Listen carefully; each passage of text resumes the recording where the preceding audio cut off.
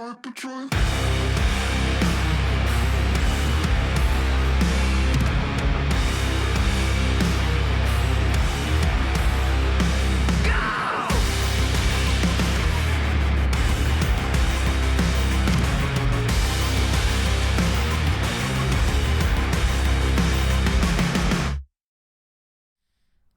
Hello, chatto. It's Chewstat, and it's Judgment Day. So coming up today on Building a Nation with Sirens of Malta, we are unbelievably 3-0 down from the first leg against Dortmund. Only a miracle will save us today, but we have to hope that the big footballing god in the sky, maybe it's pronounced Jod, is looking down on us and hopes to bestow us with some good fortune. In other news, we have other teams in other competitions, one in the conference, one in the Europa. Can we go further and get some points? All that and more coming up today on Building a Nation with Sirens of Malta dancing.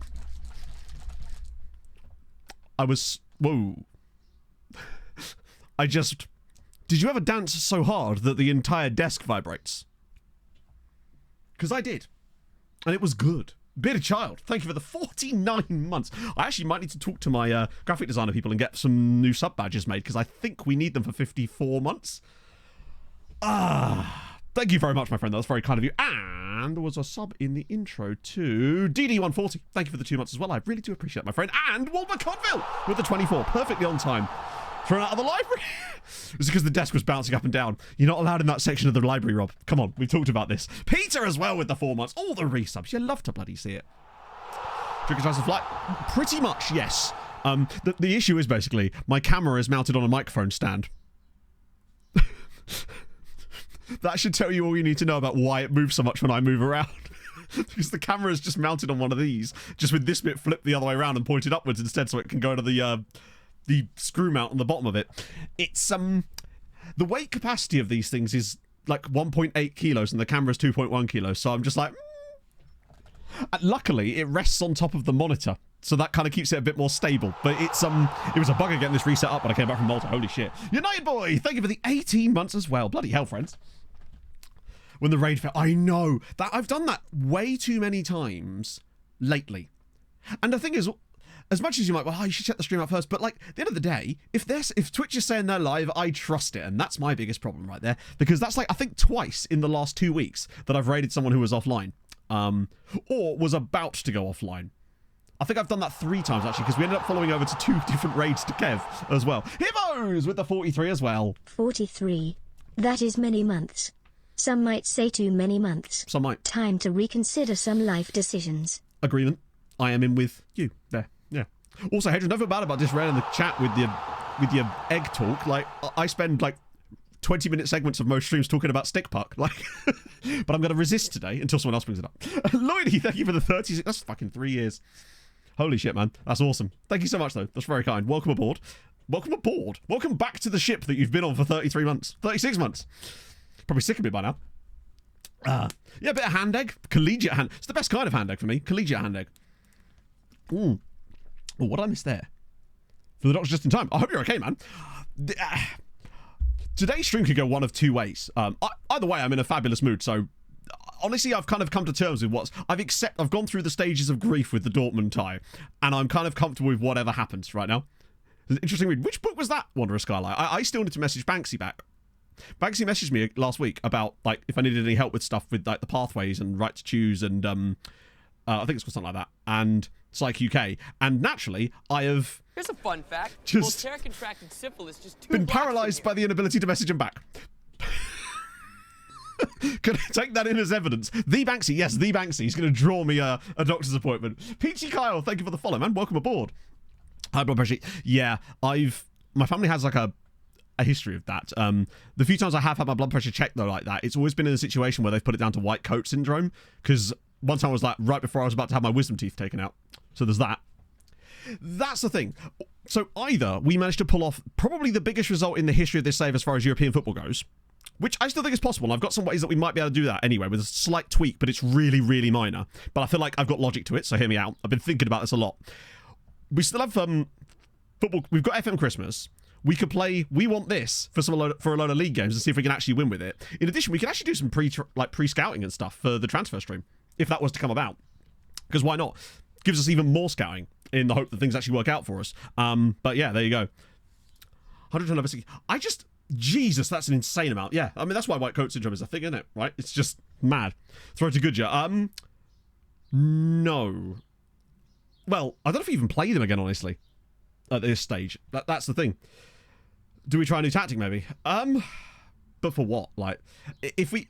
I'm happy with this tactic. I don't believe that the tactic is the reason that we lost that game to Dortmund, unfortunately. That's just FM. I think at a certain point, you could have the most meta... And the fact is, I feel like, actually, in truth, we probably would have won the Champions League right now if I was playing some meta 4-3-3, but it feels...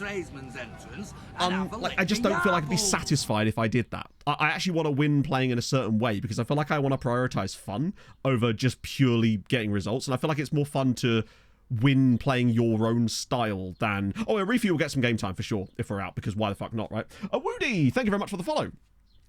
It's the manager's fault. This is very true. I just really don't see how that last game, it's like, at the end of the day, the tactic isn't the thing that's making your defender not be able to make a tackle. I don't know what is, honestly. It's weird how... Now, I think some of the unsettling stuff from January was probably why we lost that Milan game, but the Dortmund one, I do wonder if that defeat to Sweetie damaged the morale slightly. One of the things I have actually kind of done... Yeah, I min-max in certain areas where I feel like it's achievable and it's like fun, but I don't think that without playing one of those meta tactics, we're going to have a better tactical setup than what we have. I actually really like what we've got going. I think that at the end of the day, it's just going to be difficult to get results when... I've started to run out of like reasons why, because the consistency on every player is brilliant. Everyone... Now, I do think, however, that eventually Lacherac will be our starting goalkeeper because he doesn't like big matches, and that might be a factor. Because I feel like you can carry a guy that doesn't like big matches sometimes. But when it's the goalkeeper, I feel like it's got more of an effect, potentially.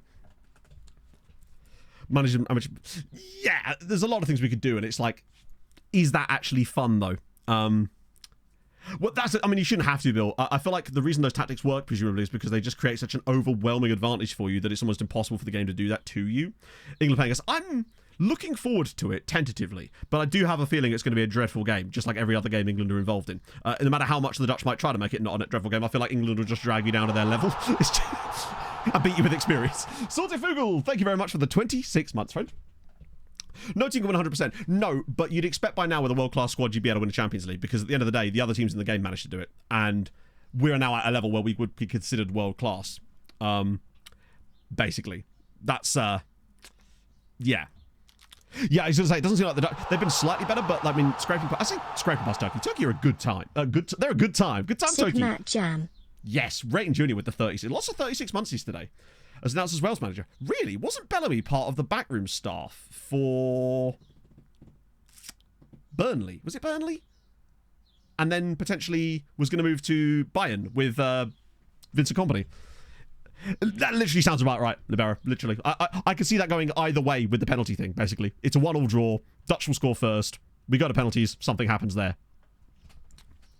Beholter, who's Beholter in charge? Is he still the USMNT manager? Because I feel like he's always the manager of the USMNT, and then he occasionally it's Jurgen Klinsmann, briefly, when he wants to go to the States. I think the France-Spain game is going to be intriguing because France don't know how to score goals.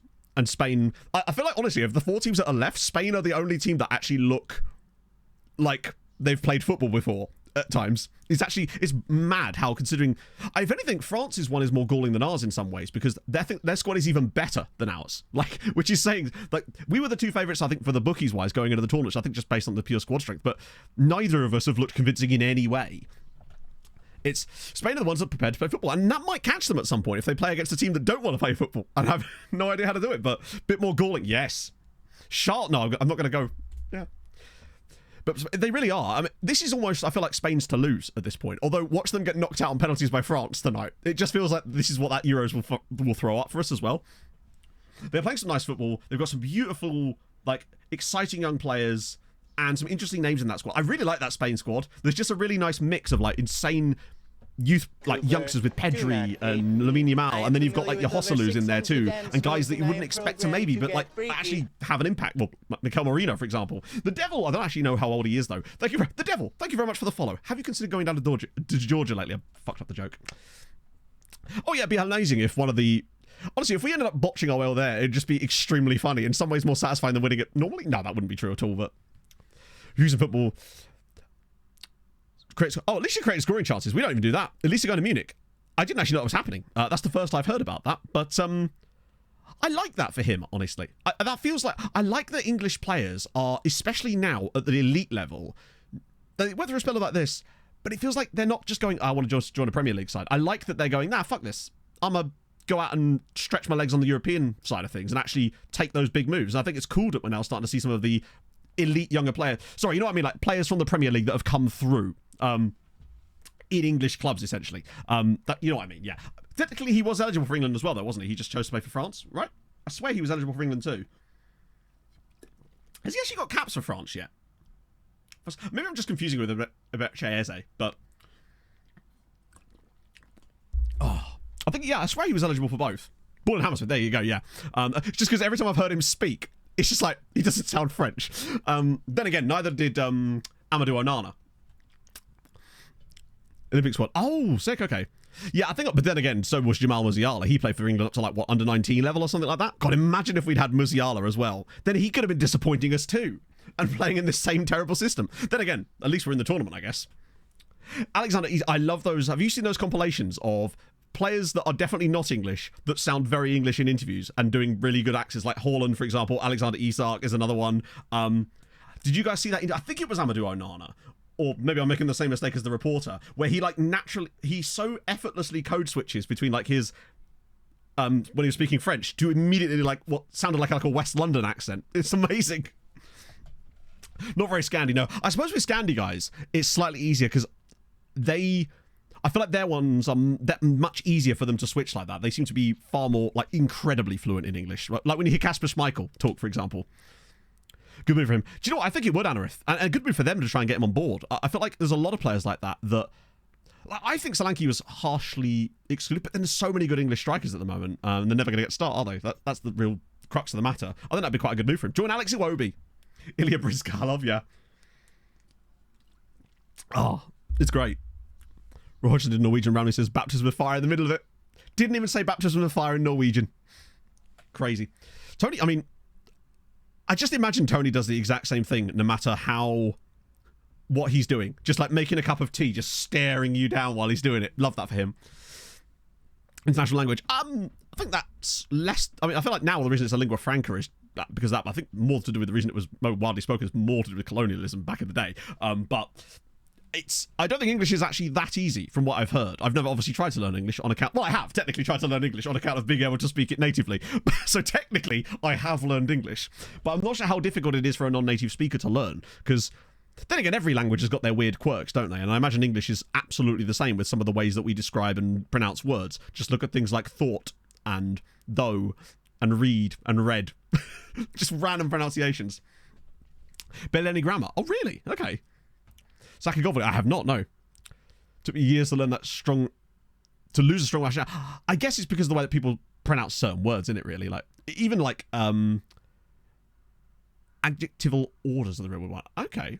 I've never really sort of approached it from an outside thing, because when I'm trying to learn other language, like when I'm doing my Norwegian Duolingo, there are certain things that really trip me up, the way that certain sentence order is constructed. And I sort of have to almost like literally translate it into English and then reverse translate it back to Norwegian, I suppose. Not only because of something called not half bad. Yeah, that actually... Christ. I'd never even considered that sentence before. Not half bad. It's sort of... It's an incredibly stupid idiom, isn't it, really? But there's a lot of English idioms, though, that are very nonsensical, I suppose. But I suppose that's why they're idioms and not... Yeah. Which put the... Yeah, true. Yeah, I suppose, because most languages, like, for example, in Norwegian, the is part of the word. So, you know, the chair, stolen, the table, bordet. It's like, whereas in English we go, this is floaty word. You mommel mwah. What does that mean? Have I been insulted in a language that I don't speak, which is most of them, let's be honest. Zetlos, thank you for the 100 bits. Going into my first Champions League final as we speak, in 2033. Thanks for the great content, both guides and others. The rest of Europe video was a fun time. Looks at clock. 2043, still not in a final. What I would say is, Endos, I saw your message in the Discord as well earlier. If you do exclamation mark perchance in the chat right now, you'll get a link to that website that was being used in the general channel chat. I was going to copy it for you before stream, but I forgot, so now's your chance. So that's the website I always use to recommend saves to people. Best striker for Milan. I honestly don't know who Milan strikers are. I don't follow Milan and Italian football enough to know who Milan strikers are. The only reason I even know players at Milan is because, well, Fikayo Tomori. Really? Hangsu, I think we all need to learn Esperanto. Oh god, the. What a band. What would they be called in different languages? That's the problem. The learning English. Yeah, that's a good point, actually. We don't have that. That's the thing, right? So the reason I use table and chair as examples even in Norwegian, because you've got et words and n words. But learning which ones are which is a bit of a pain. Well, that's the thing. Like, I learned a little bit about Polish pronunciation. Jovic and Jovic, I mean, I used to love Yuki Jovic back in his days at Red Star. Lei and La, yeah. Perchance. Oh, right, yeah, like, literally. Perchance, have you checked this out? Yeah, I see what you mean, actually. What was I going to say? Oh, my God, why won't it scroll? I've completely lost my train of thought now, which is not... Oh, yeah, Poland. Yeah, I'm thinking that's now sort of 80-20 in my favour. I've had a lot of people saying, like, that it's my thing and I should do it. And there is an element of that, but obviously you don't want to be pigeonholed. But also I'm worried if I don't do it, it potentially could be a really bad idea too. But I really am coming around to the idea of building a nation Poland next year. It feels like it's starting to take shape in my head now as a thing I actually do want to do. However, I am thinking about maybe doing Outcast to Icons as a YouTube series, not in the same style as it was before, where each video is the entire time at a single club. I feel like that's the way back into Let's Play stuff that still makes it fun for people to watch and doesn't become 100-episode series. Because I feel like actually people are starting to get a taste for Let's Play stuff again, but not in the same format, potentially. I feel like the longer videos that cover multiple seasons are probably the way I would go about doing it. But exactly that, Hadrian. And the reason for that is because well, obviously it's a good video because it's Tom, but also YouTube really likes what they call sleep content, which is really long content with high viewer retention, which is why I believe that my agent video popped off so much last year. I didn't even realize that was a thing, but that's why, yeah, even putting things like full movie in the title of a video like that's really long does wonders. It doubled my CTR on my Premier League years video just by adding that at the end of it. It's really weird how the YouTube algorithm works like that. Would be F25 for all the changes. I think you're right, Paul. And I feel like there's not going to be enough changes that it's going to stop us from doing it properly. Because if there was, they wouldn't have allowed save game compatibility, would they? That's my logic. I feel like what we're going to see for F25 is new features, of course, streamlining and changing of the UI, but with the same stuff underneath it. It's just being displayed differently, and a new match engine. So that implies to me that we might actually be able to do it. And I feel like it would be such a fun one to do with Poland, because I feel like I feel like it's actually achievable with Poland. Couple of little tweaks to the tiniest little things, not touching things like player values, because I wonder if clearly the player values thing isn't solely about the custom database, because people with vanilla databases have suffered the same problems, but I do wonder if it makes it worse for us potentially because of that. I don't know, but how are we supposed to know that? It's impossible, right? Insta result is key. I just can't see them taking that out. If anything, I think they might actually introduce it as like a default part of the game potentially. Can't get more than 50 loans out. Could you break it? Now, what I would say is, when I got Poland to 5th with Polonia Warsaw, I didn't build a loan farm because I didn't know that was a thing. So I feel like it is doable, but yeah. Well, so basically the part of the plan, Bolter Rob, which is one of the things that Hadrian suggested actually, is that when we do building a nation Poland, we're still on the like 80-20 now, but you notice the numbers going up.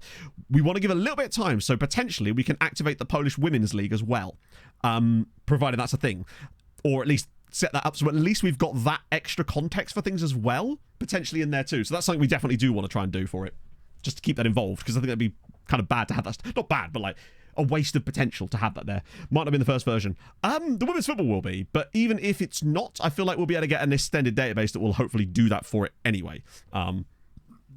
Most first thing goes to take them off before the matches. At the end of the day, as you say, if instant result somehow wasn't there, we would just be able to set the team up and holiday through the match in the same way that we do. That's a fun fact. The only thing that would disappoint, the only bad thing about that is it wouldn't go on my statistics. Oh yeah, they'll be absolutely separate because they're different competitions. CJ, thank you for the follow. Me neither, James. I'm so excited to do a women's save with the Fulham women's team, to get them back to where they should have been all those years ago. But yeah, they're separate in real life, and basically the game wants to mimic real life as much as possible, so they will be separate. The only thing that it will definitely have to balance, presumably, is that the women's stats will not be relative to the men's, they'll be relative to the women's games. So you're not going to have, because if that was the case, the stats would just, to me, that would be really broken. So a player with 20 pace in the women's game is not going to be the same as a player with 20 pace in the men's game, but they will still have 20 pace, presumably, in the attributes, because, well, I'd hope they'd do it like that, because otherwise I feel like it'd be too squished. Particularly on the physical side of things. However, I feel like things like agility and stuff might actually be the other way around, potentially. Yeah, exactly. That'd be really cool. At the same time, probably not, because then you have to manage both clubs. And as far as I know, the clubs would operate as separate teams. So it wouldn't be a case of like, say for example, actually, let's go for my big face. Decent club rep. Maybe. They probably won't though, because they're like a 5th tier side, unfortunately. They've fallen a long way from where we used to be, sadly. There's 12 teams. Is, by any chance, whoever, I'm glad you're here actually, because you can help me with this. Is Wisła part of that? And if not, are they in like the 2nd tier? I'm hoping that Wisła have a women's team, firstly. 4th tier. God damn it, Wisła! Oh, it's so good, isn't it, Andy? It's such a shame that we're not going to have it next year. I just really hope that they've learned some stuff from this when they bring in the new stuff for the skin. Jack Kerbrightsreal, thank you very much for the follow. That's a fantastic name. Feels like an FM regen, but like one that's really good. Love that for you. Orange Injury Part. I wonder if... Well, it's going to have to be part of the game, right? But yeah, it's... I've lost my train of thought again. Shocker. Still a big match. I know! To be fair, we did one the other day. Honestly, it's because I'm scared of getting into the Dortmund match. Legitimately scared to get into the Dortmund game, because I just know... I'm full of hope, but sadly, I'm also expecting us to win this by 2 goals. I feel like the most FM thing possible is us winning this game by 2 goals, where we take a 3-goal advantage and concede one in like the 85th minute. That feels like what's about to happen to us. But, you know. So slow. Oh, no, but that's the thing, usual suspect. As far as I know, and again, I know very little more than you do about this. If they're separate, it means there'll just be essentially like other leagues you can add. So you could turn them on and off and so forth, right? For next year, oh, don't even say that, man. Men's equivalent. I believe they'll have their own reputation stuff. Otherwise, I think that would be unfair, because you might get some women's teams that have really low rep themselves in the game, but their men's parent club is really high rep. And if they took that over, I think that would be unfair.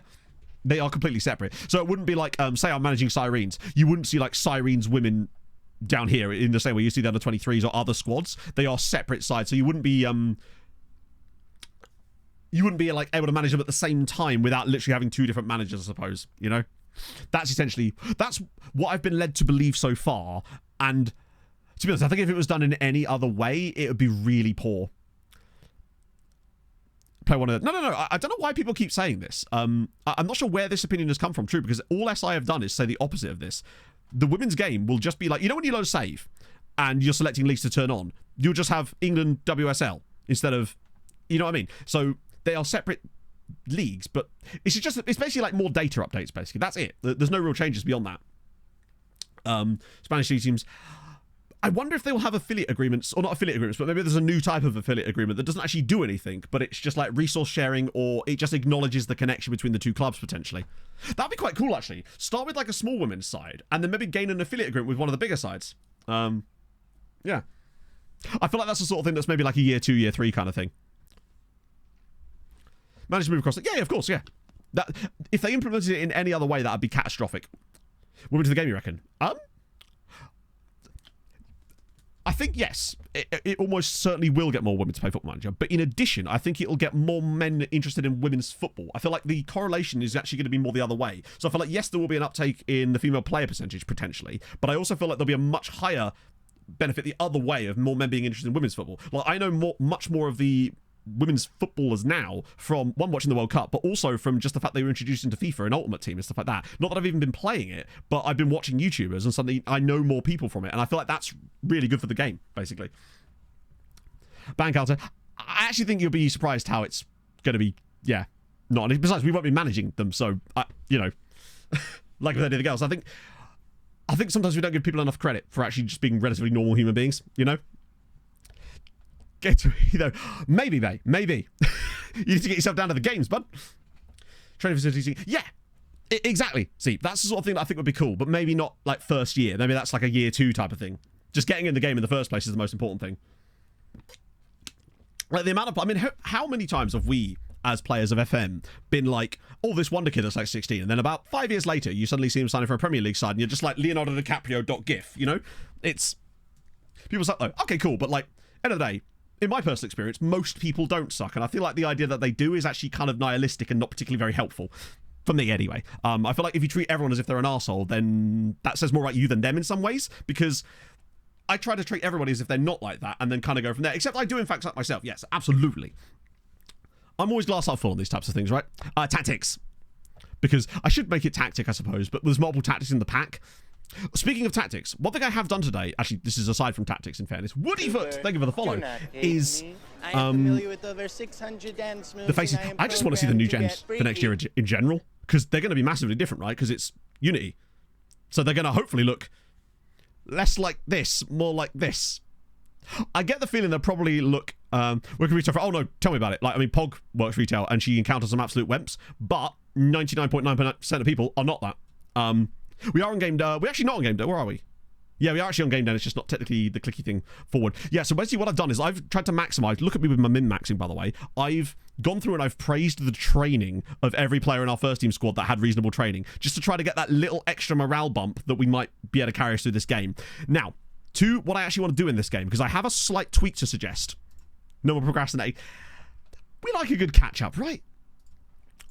Most of this is about, yeah, I've gone full Zealand in a showdown.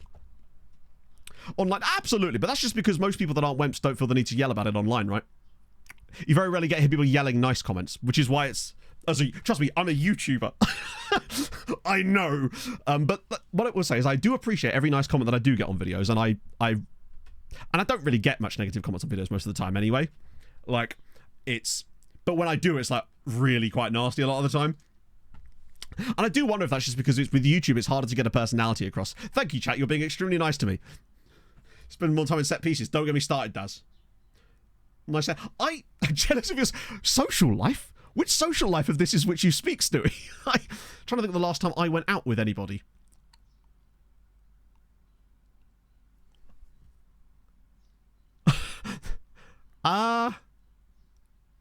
Intros are sometimes great. I'll take it.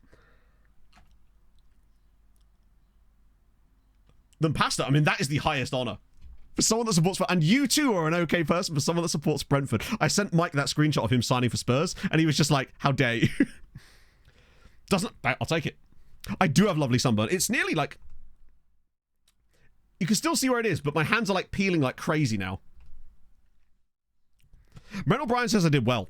And we trust him, right? Mike joined Spurs in this save, just to add insult to injury. He's on 205 grand a week, so can't go wrong there. I already set the squad up. Now, I think that in actuality, we may need to swap our midfielders and strikers over in terms of the roles and the side that they're on. Now, luckily, because the rest of the tactic is symmetrical, it won't affect our overall style of play. But what I'm noticing is, I feel Reynoso is really ineffective when he plays here. Not because he's bad, but because he's always on his wrong foot, right? And I believe that swapping these two over, Pereira has been phenomenal this year. And I think that part of the reason for that is because he's good on both feet. By putting Reynoso on this side as the advanced forward, and Pereira here, it would also allow Lahovi to be crossing to Reynoso at the back post. In addition, putting Valmer on the left-hand side here, which we'd have to do to swap these two over, would allow him to be on his correct foot as well, and Gillet to be on his correct foot. And I really do think that's actually quite an important factor. Usually Klakov... okay. Yeah, because basically, whoever, we're thinking about doing Viswa next season. And I'm thinking of starting Lahovi because his crossing ability is really good. He's actually better in the tackle than Palacio too. Stay wider on strikers, I believe, yes. But I'm not going to switch that. I'm thinking of just turning the roles around. So, yeah, no, I think that's what I want to do because I feel like it just suits us way better. Paez. Oh, yeah, I can just swap those over. That's not an issue. I think that's just because I haven't actually done a selection advice. I just picked the players myself, and he was just left in from the previous game, presumably. I would start Jozanovic, but unfortunately he's got low morale. Exactly, nothing to lose. I think we go Paez on the right, Kadri in the middle, because Paez is more right-footed than the other one. But yeah, have to get further forward. I think he actually has holds-up ball, because that's to allow him to drop into little spaces and allow the players to run around him. And Padilla's had a great season, so we certainly don't want to be changing stuff like that. I think I'm just going to swap these two over, pretty much. I want to make sure they've got no any...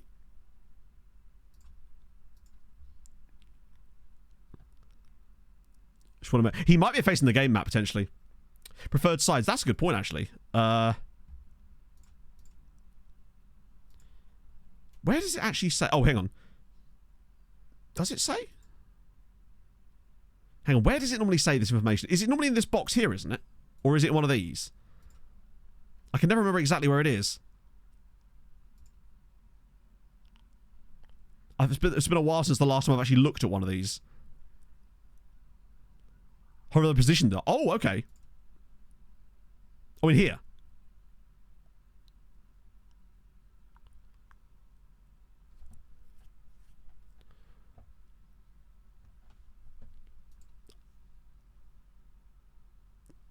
Hang on. I know we've looked at this before, and I was an idiot then too. Hover over the striker position, like that. Oh, right foot. Wait, doesn't that just say that they are right-footed, though?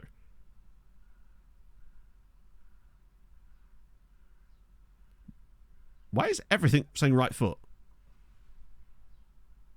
Even when they're left-footed. I'm a little confused now. So hang on. I click this. Well, actually on their screen. In here. Ah, okay, right. Sorry, that was really hard. That's a really stupid... Why isn't that listed in here? For me, that should be, like, right in here. Sorry, that was such a convoluted way. Thank you for getting me there in the end, chat. That was really, like, needlessly difficult. No natural side preference. Bear in mind, I'm not so bothered about the preferences, but I just like them being on their correct foot. So I feel like it's awkward shooting from his right foot on the left-hand side because he's always having to open his body up, and I feel like they just don't do that enough. That's one of the reasons. I also noticed that Pereira just seems to do way better. No natural side preferences. It seems that, I mean, none of them seem to have them so far. Thus, yeah. The fourth tier. Okay. So we may have to mess with that. It's, yeah, no, I totally see what you mean. I'm trying to think of the only way that, wait, does that even... Oh, of course, then why would a right wing back not have it?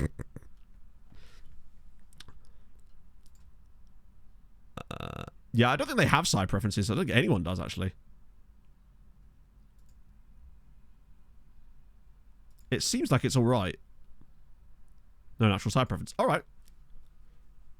Oh, true. Oh, yeah, shit, I forgot they're playing as... Even though... Yeah, it doesn't... I don't think it matters anyway. I think if they were going to have a preference, it would affect both positions, you'd think. What I'm going to do, actually... is create a new tactic. No, copy this one over. That way we're not destroying the original one, so we can just flip between the two depending on which players we're actually using. It seems like regions don't have them, no. So we want pressing forward on this side, on support. Advance forward on this side, on attack. I then want him marking the right... No, the left-sided... No, wait, hang on, it's position, isn't it? Left-sided centre-back, because that's just the thing and I don't want to touch it just in case it actually does something. Yeah, I'll switch the DMs over as well, because otherwise it could get a bit messy. And you need to not be marking specific position. And you need to have... There was something else on that AF, wasn't there? Dribble more. Nice. Did I put left back? Oh, okay, cool. Never mind. Let me sort that. Oh, I did. You're right. Oh, hang on. I was looking for DCL. There we go. Why would it be DC? I guess that's the middle centre-back in a 3. So these menus, again, are, like, notoriously annoying. Right. So the pressing... So advance forward has dribble more, stay wide, and mark specific position. So we need dribble more on him as well. Cool. We'll get there in the end. I just want to have them both set up that way. And the pressing forward only has stay wider on. Which is... fine. So that's all good. Now we switch these two over, which I believe are just like more direct passes on the boarding midfielder. We leave it for now, but part of me thinks that might be something we should look into for next season. Because that's a holdover from when we were playing a playmaker in this role. And as it happens, Gert actually has ridiculously good passing, but I wonder if that's actually affecting us. But I'm not going to dick with about that now, because at the end of the day, he has elite passing anyway, so maybe something to try out for next year, but not right now. Yeah, dribble more on the Volante and then more direct passing on that one, so that's okay. So we'll swap them over again. So Segunda Volante on attack. Ball midfielder on support. Cool. No, it is definitely a holdover still, because we used to play an advanced playmaker in the centre, and I obviously moved him back and switched the role, but forgot to change that. Now, why is he on stay wider?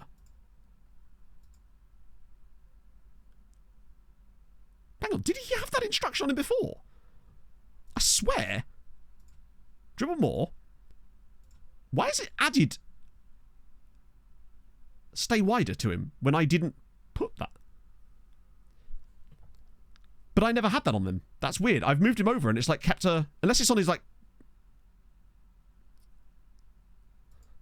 Really weird. Okay, anyway, I wanted to dribble more. I don't want to make changes to it that aren't in the original... Oh, hang on, that's the ball in midfield. Oh, actually, do I have them on both? One sec. No, I only have... Sorry, I'm getting confused here. So I want that on him, not him. Which he's already got. And I want him to have... Might as well have him on dribble more too, actually. Right, longer range passing. Now we swap them over. So Reynoso goes that side, Gillet goes that side. Nice. Check the fridge regularly in it. That's really weird. It's weird that it added it in, considering it wasn't on the roll to begin with. Yeah, it is useful to know. It's one of those things we'll probably tackle more next season, because I would like to look into how effective having more direct passes. The reason I want dribble more on... Actually, what is Gert's dribbling? It's average, but just having better dribbling on these players is... Actually, do you know what? That's not in the default tactics, and we're going to turn that off, because that wasn't in the other version, so... Can't be on that roll. Oh, okay. It's weird that it was there at all, though. Unless it's that I had it on his, like, a personalised setup for him before. So, Volantes can't have stay wider. Oh, yeah. Huh. I wonder what would happen if we tried to go to the game with that setup like that. Oh, I see what you mean. So, because it was on a roll before, but then I had a Volante there, so it removed it. But then when I put a roll that could have it back in there, it put it back on again. I see, yeah. Classic FM being normal. So I think that's probably going to be our lineup. The only thing I'm a little bit concerned about is Krastev. Because of his low morale. But, like, the only other options would be Sauschnig and Vida. And I feel like Krastev is just such an elite player that even if he's not going to be operating at his max because of the morale issue, he's probably still good enough. I love that we spent this long getting ready for this game and watch us just like win 2-0 and it'd be absolutely useless. Easy check. Yeah, no, I know. Right. Okay. But yeah, you could see the logic as to what I was thinking, basically. Just to have it so that he's on his left foot. He's on either foot, so it doesn't matter. He's on his right foot. He's on his right foot. I feel like it's just going to make us a more cohesive unit, in theory. And I feel like that's why Pereira's been able to be so useful this season. Conceding straight from kickoff, wouldn't be surprised. Yeah, we need a hype song. Do you know what? Actually, I think we need this. Because I feel like this is going to set us up perfectly. If I could just scroll up my list. Here we go. Right, where are we? And I've lost it. Where the fuck is it? I swear I added this to the playlist. God damn it, I didn't. Oh no, yes I did. Right, here we go.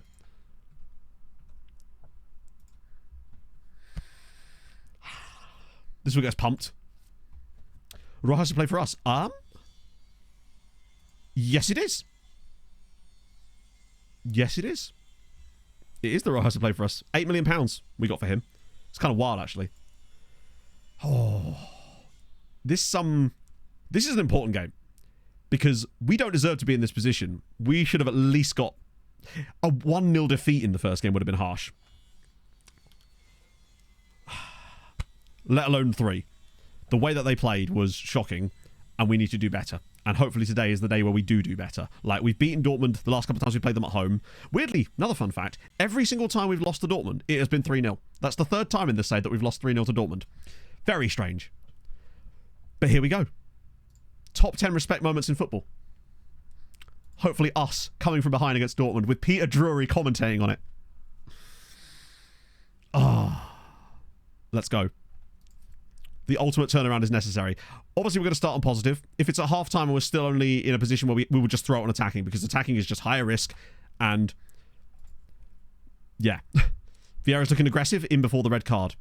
My prediction for this game is a simple one. I believe that we're going to win this by 2 goals. We're going to probably take a 3-goal advantage and then concede, because that's just how it is. Oh, let's go. Sirens versus Dortmund. We are a much better side than them.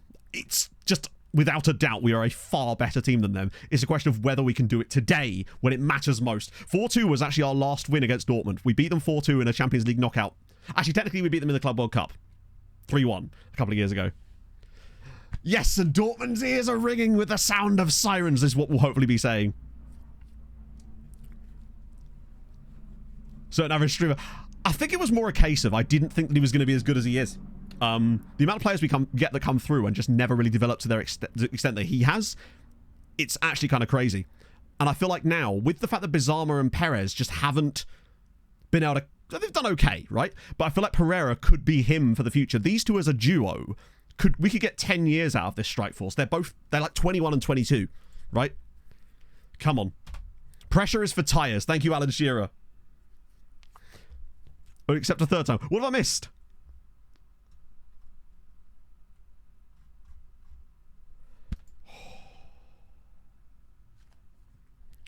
Okay. Taiko overtake. Oh, nice. How much? He is a physical monster, and that's why I think he's going to be so useful. Right. Nothing straight off the kickoff. We need to get into this game. We need an early goal, really. Early good football. Get something happening. Cool. No shots in the first 10 minutes for either team. Oh, no. This is just going to be a dead-ass game. It's just going to be a dead game, innit? Right, come on. Early goal. 10 minutes. If we get a goal in like the first 10, 12 minutes, suddenly the pressure's on. They start to retreat, hopefully, to try and defend the lead. And we can start to capitalise on that. Valmir, Lahovi, getting a rare start for us in the Champions League. Pereira, all the way through. Pulls it across. Reynoso! Okay, never mind. That is a shame. And unfortunately, chat, I think that right there might be the indicator that this is going to be one of those games. Because he's got to bury that. It's a 0.4 XG chance. He's got to score. I think they hit the post. Oh, no, it did. It was a save. That's an absolute brilliant chance. Well carved out. Everything worked there from a tactical standpoint. And then it's just a great save. Let's go top bins now. Yeah, never mind. Sometimes, chat, there's nothing you can do. And don't worry, Stuart, that should have actually gone through. Yeah, it has. The bot's being a bit weird today. It doesn't matter what you do.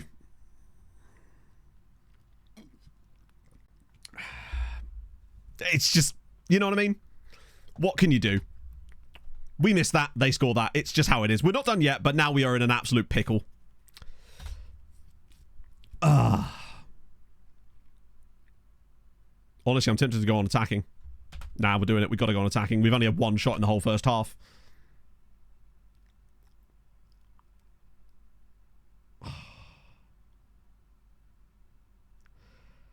Oh, dear. Can't wait to see what other chances we miss in this game. If we get an equaliser by half-time, nah. Like, we've played all right in this. I mean, the fact is, they've had one shot on target in the entire first half, and it's a long-range banger because, of course, it is a 724. There's no amount of tactical changes you can make that are going to stop you conceding a random long-range screamer. Yeah. I don't think we're ever going to win a Champions League if that's what's going to happen every time we play anybody. Pretty much. Has that gone through? I'm going to have to check this every time now. It has. Good stuff. Right. I'm not going to yell at them, but we've got to score 4 goals in the second half. Not playing well. Yeah, I know, but, like, what do we do about that? Players are going to have off days, and unfortunately, they seem to always have off days when we play against big sides. Reynoso missed that brilliant chance. He should have scored the goal. Defense has been fine. I mean, they've literally given up one shot. No one on the bench is going to make a difference in that situation anyway. The only thing I could think of doing would maybe be in the second half, perhaps, if we were to bring on one of the strikers, switching back to the other version of the system so they're on their correct foot as well. Reputation, it feels like it, doesn't it? Right, second half, we've got to go more attacking. But, oh good, Valmir's hurt him. So, actually, has he? No, I think he's alright. Okay, set piece goal here. Nope. Valmir. Krastev. It would be the most FM thing ever to lose the second leg to their only shot. That would very much be the most, like, how on earth are we ever going to do anything in this game if that's all that's going to happen? Valmir just gives the ball away, although he's got it back. Okay, that's a good sign. Winning it in a good position there could be quite useful. Vieira. Oh, please don't just be a random long-range banger again. That's going to be offside now, isn't it? Yep. Unless there's no assist. The crossbar doesn't always count. We'll see. I don't know if he's onside or not. And of course not. Of course not. Dear. It was a really weirdly weak effort from Valmir here, actually. Yeah, he's onside. Oh, sorry, he's offside. Hits the bar, hits the keeper. I mean, it's actually insane. Padilla. Saved again by the goalkeeper from a direct header. Yeah. I mean, that was a literal free header saved by the goalkeeper. Padilla again. Headed up in the air. Flicked away with a diving header. You're just not allowed to win, are you? Right, Krostev again. The chances are coming. Ball in again. Pereira this time, and it's wide. Oh, this is funny as fuck. It's 4 highlights in 10 minutes, all of which have been missed. Both Padilla and Minoso have really struggled. I think they might get yanked at 60 minutes. It's incredible to say it, but this is obscene. If we're going to bring on the others, we do need to swap the tactic back over. So that if we're going to take Reynoso off, we need to bring on someone like Bizarma. Padilla's been shocking as well. I might even bring on Perez there. He actually looked okay when we played in that one game. Valma's not been great, but what choice have we got? I could bring on Pebbles, but his morale is appalling, as is his sharpness, which is, if anything, more important. The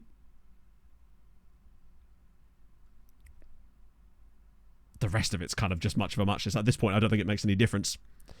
I think we could play for the entire rest of the game, and it wouldn't matter.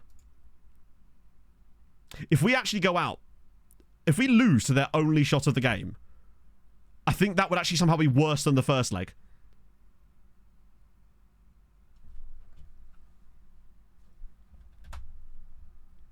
We're actually going to lose to their only shot of the game. Perez has now hurt himself, so it looks like it's Alberto's turn. The old subbing of a sub, always fun. I guess Pebbles now, because we've got no choice. Even if we score, which I don't think we will, Bizarma flicking it through. Oh, now it goes in. Watch that one be disallowed as well. Sirens 1, Dortmund. It doesn't matter at this point. We're not going to score 3 goals in the next 9 minutes, are we? I mean, like... Well, hang on. Am I positive again? I swear I changed it to attacking. Oh, of course, yeah, because the tactical switch. You're right. Sorry, yeah, we'll switch it. Not that it matters now anyway, but... I guess Palacio for the final 10 minutes, but...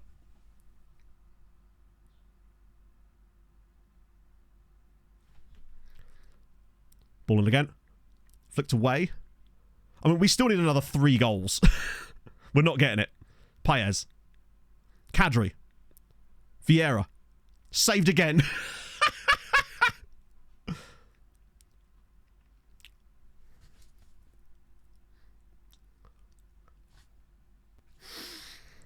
So, chat, we are out of the Champions League to Dortmund, who had 0.09 XG, and we've drawn 1-1.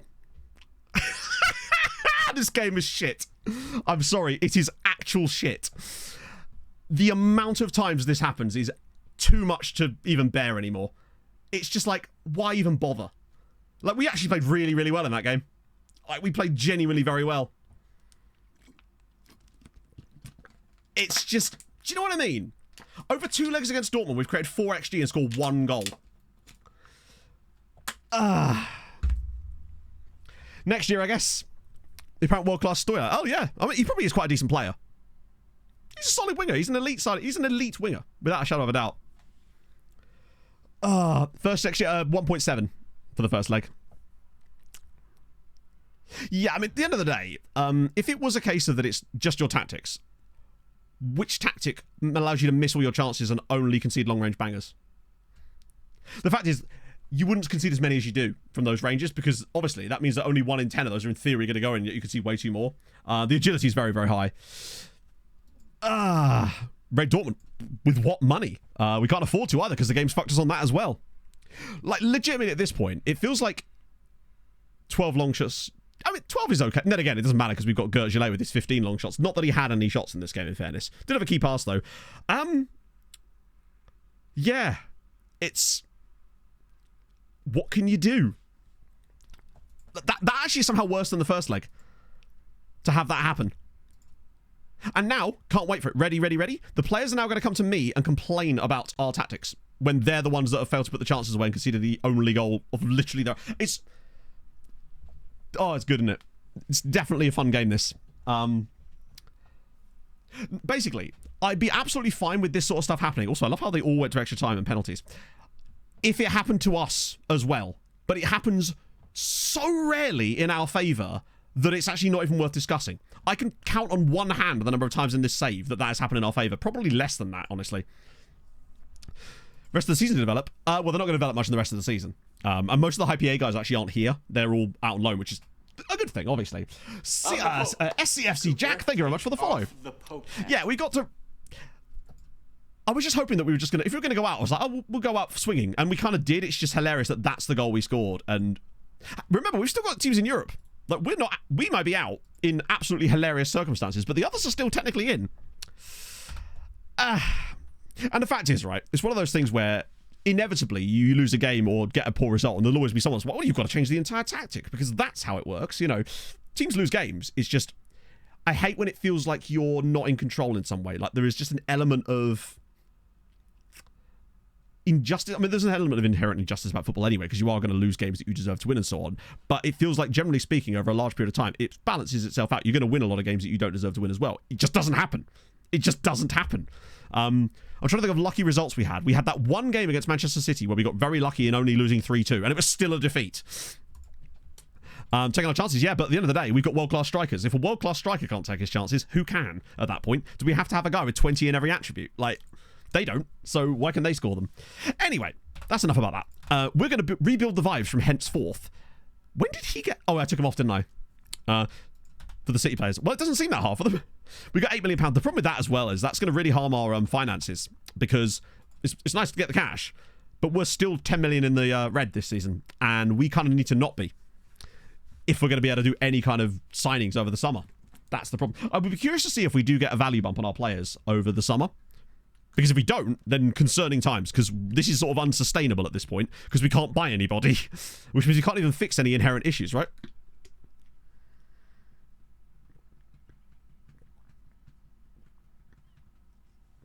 $200 PA striker. I don't think that there is a 200 PA striker in the game, truthfully. There's usually, in all my saves, there's maybe one guy that's close to it, and I believe that that player is probably Johnny Bedini.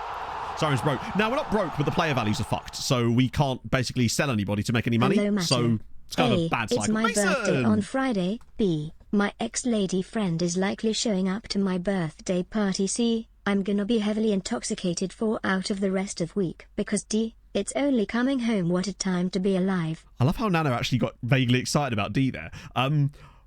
Ex-lady friend is likely showing up to my birthday. That seems like it could turn into a problem. Why? I mean, hey, if you're happy, I'm happy. But happy birthday in advance, although we can do it properly on Thursday. It feels like it's genuinely, we have a Club World Cup and then we do really well. This one I don't feel, I mean, obviously I feel like we've been robbed, as per, but I feel like we weren't robbed by playing badly.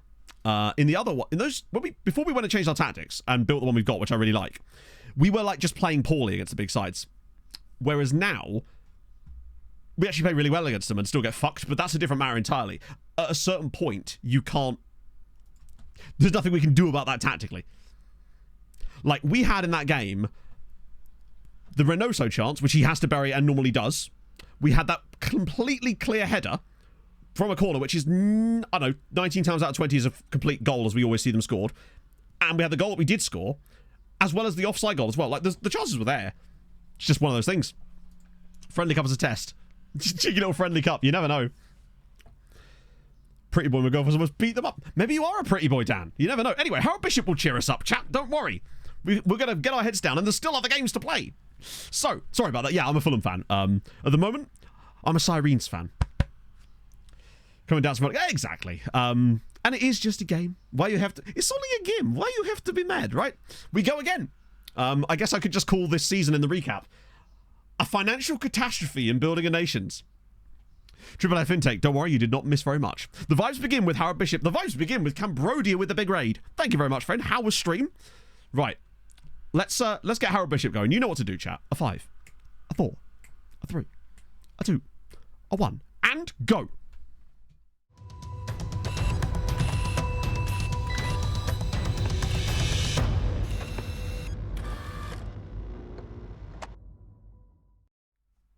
Right, so what I've done there is press the wrong button. The fun continues. Right, let's try that a second time. Harold Bishop Ultras! What you did.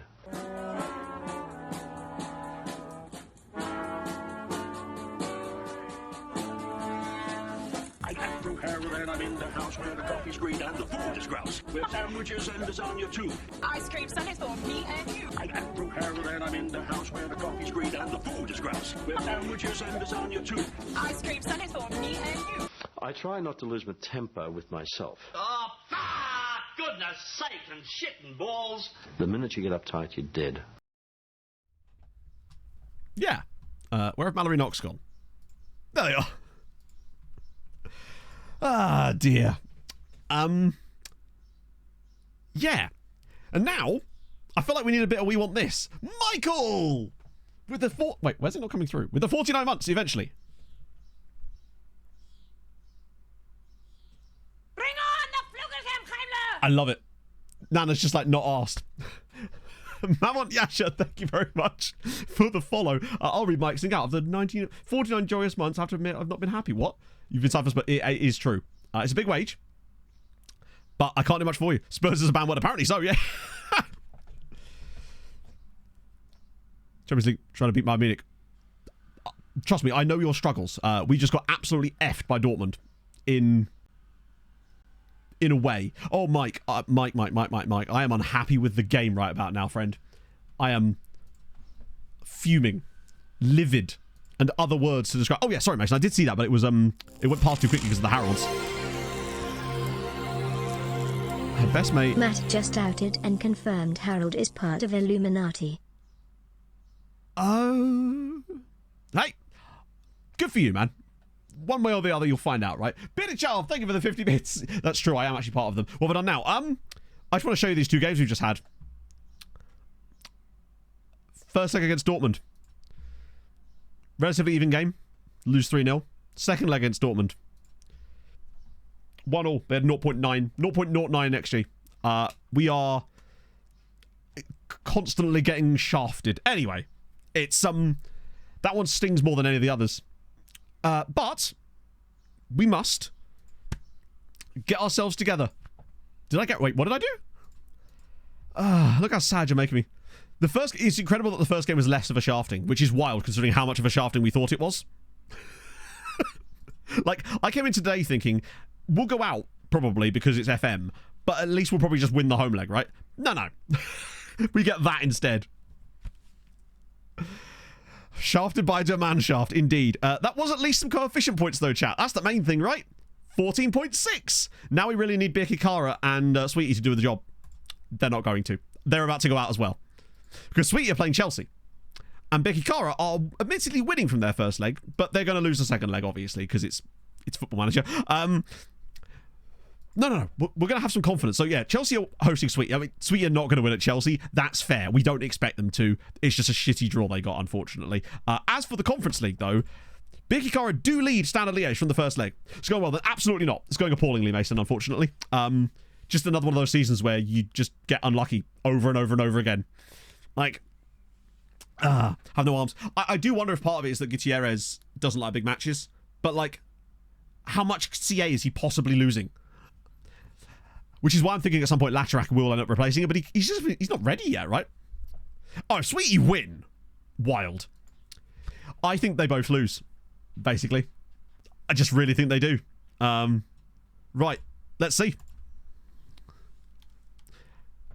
Maybe if he didn't have arms, he'd be able to head them balls, you know? Let's do it. What I will say is the players have yet to complain. Not happy with my management of the team. You, and you all played in this game. I'm unhappy with your management of the team.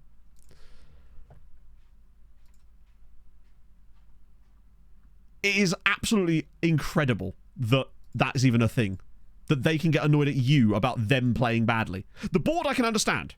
That makes total sense. At the end of the day, they've hired you to manage the team, and if the team's performing poorly, they have a right to be upset. The fact that the players get upset at you for them playing badly is actually astonishing. Luckily, to be fair, this meeting is usually relatively okay anyway, because you just say, yeah, you're going to do fine, right? Yeah.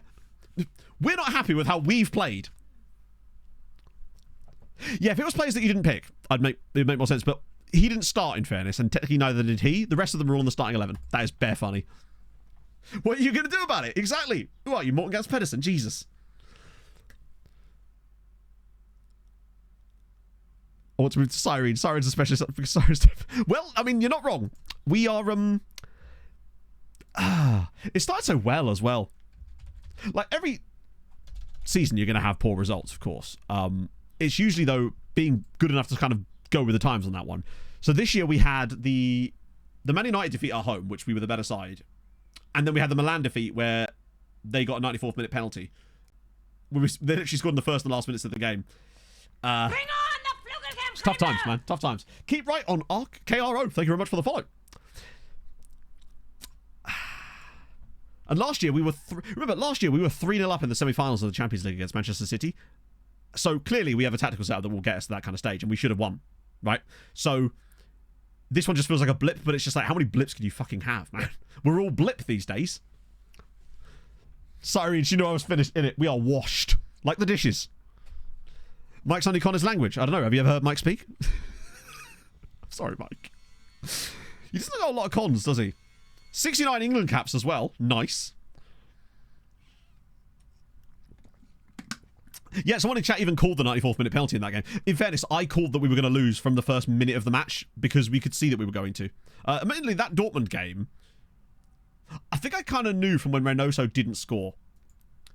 That felt like the moment that actually nothing was going to happen. And then when they scored that first shot, it was over at that point.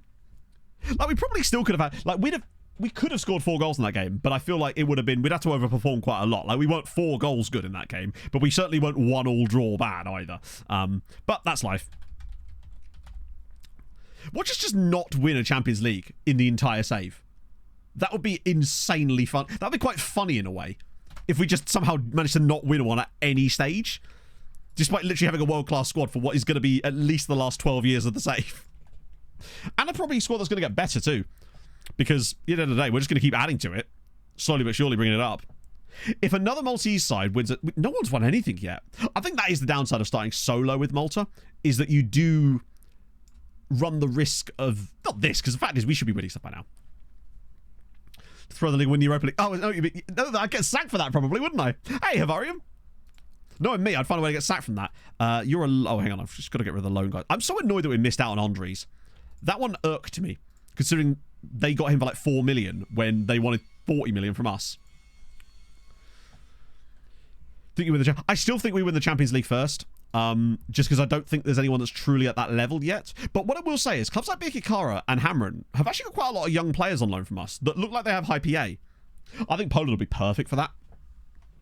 Because we'll be able to get to a really nice competitive stage super early in the save. And it will give us a lot more late stage stuff, pretty much.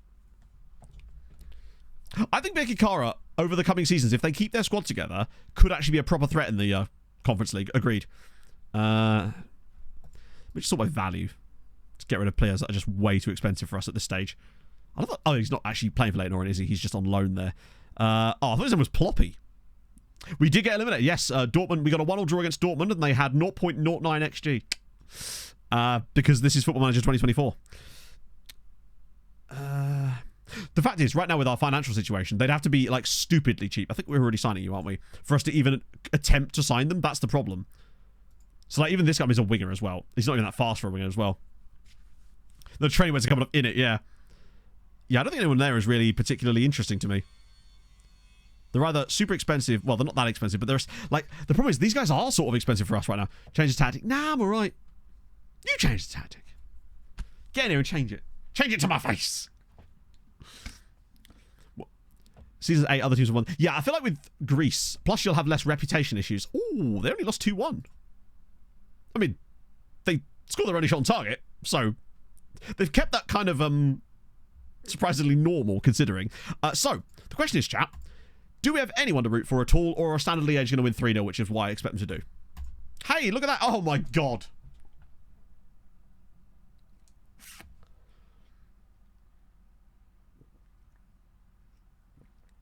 Ah, would you look at that? 130th and 114th minute. What do you reckon?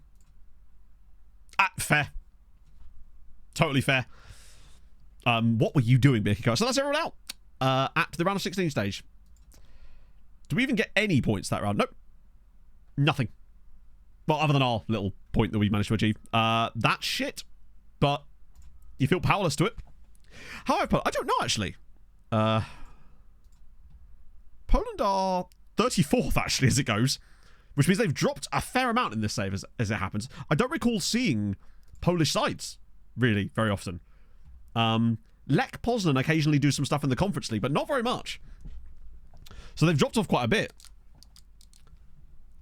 Let the chat manage all knockout champions. I mean, God help us if I let chat do that. We would be guaranteed an immediate exit.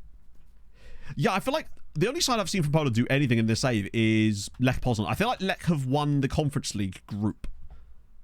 Did Lech once get to a final at this? No. In fact, God, look at how much he's been absolutely dominated by the big nations. Like, not even a surprise winner in there, really, other than Servette. That's the only one. Season 32. There you go. That means I've still got, Jack, 11 years to catch you. It can be done. I feel like, if I just look at the, like, stages, I swear Lech Poznan have done, like, some stuff. This is where I proved entirely wrong. I feel like I've seen them towards the top of this once or twice. If they were, it was a while ago. Yeah, Servette are probably the only surprise winners. Wow, maybe I'm wrong. Did I just imagine Lech Poznan being good? Yeah, I'm starting to think I just imagined Lech Poznan being good. Got a club. I don't know if you can do that, though. Because with the league not being switched on, you can't see, like, their performances in certain tournaments, I don't think. Like, it hides the competition tab. So you can't, like, click on that and go to their performances in European competitions for some reason, which makes zero sense to me, considering they're literally playing in them. Yeah, it's super annoying. I don't know if they even were in the group stages of it. Unless it was seasons where we just didn't play them. Well, I want to try out We Want This for a little bit of fun. Fixtures. Wait, what? Oh, yeah, of course. Wait, blocked. He's free. Off you go. That'll line us up a little bit nicely. There we go. Bit of confidence. I reckon we'll have some random team from Poland do really well next time around. There's always that one. Sweetie this year's one. It was Haladash last time around. Yeah, exactly. Man City stole all their power. Right. Okay, we've got FM Christmas. Katowice were quite... It was GKS, wasn't it? Okay, so we've got Luka Modric now as our head of youth development. The main reason for this is he's decent. He's not as good attribute-wise as Di Placido, but as we know, this is irrelevant because we're going to be signing up all the players anyway. It doesn't matter how good he thinks they are. But he does have unflappable model citizen. And that's what we really need. That's the only purpose they serve these days. B team's not broken this time. Yeah. That was kind of funny. And also, hopefully, we don't get the old league split issue that we did get back in the day. And his reputation is decent too. Yeah, maybe that'll be what we need to win the Champions League. Who knows? I'm feeling like a bit of We Want This. And I know there is the argument that, like, we could have just played the normal tactic and not made those little tweaks before that game. But the fact is, we still played very well in that match. And I don't think we were going to play any better with the other version. If anything, I think we probably would have played worse. Just because the players would have been slightly less optimized for it. Right. Goodyear with a win. Oh, it wasn't Goodyear we were trying to throw to, was it? It was Sweetie. I don't think Sweetie qualify for Europe. And that really could be a huge problem. Because they're not in the cup. They're 7 points from Birki Kara. And I don't want Birki Kara to be the ones that drop out. I want Zabar to be the ones that drop out. Now, we actually kind of need to play a good team today and not play a funky tactic because we need to make sure Zabar lose. And if we play We Want This against Zabar, they will win, most likely. So we may actually have to play a decent tactic today. And I kind of want to try this out, but with a Reefy in it. What footedness is a Reefy? Oh, he's right-footed anyway, so he would work with this tactic just without a problem. I might start Palacio just because of Lahovi's tiredness. Yeah. Take every interview just because he's a nice lad.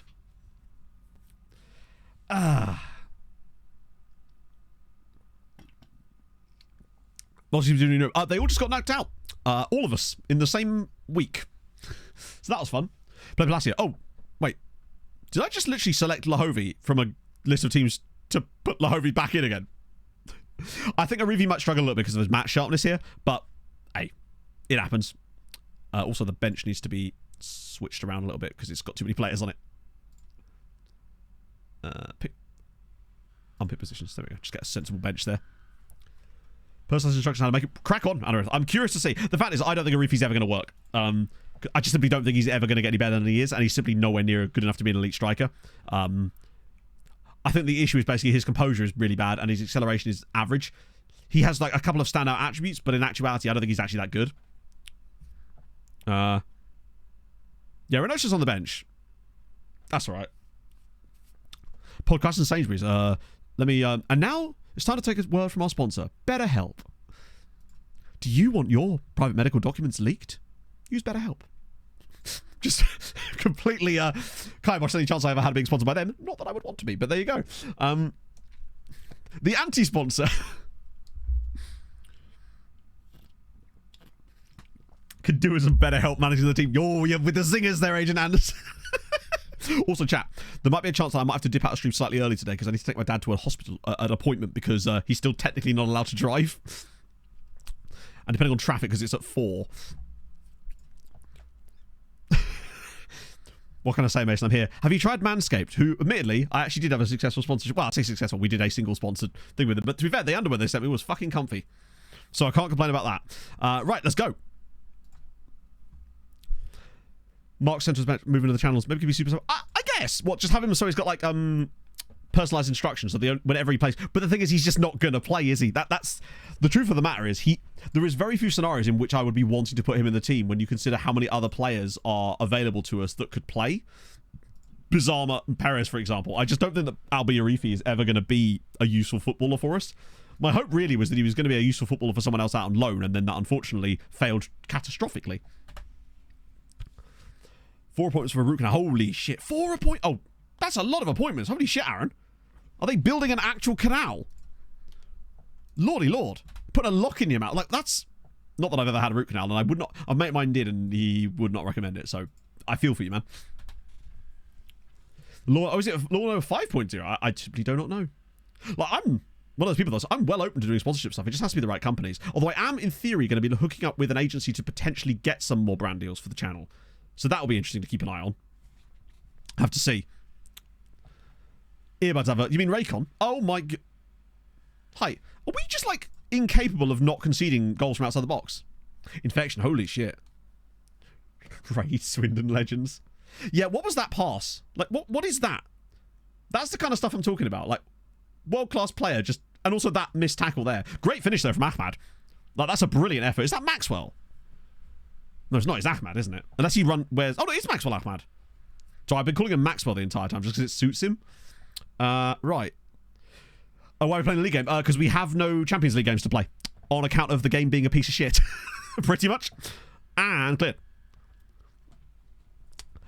So we may as well play the league games, since we have no more European football to play.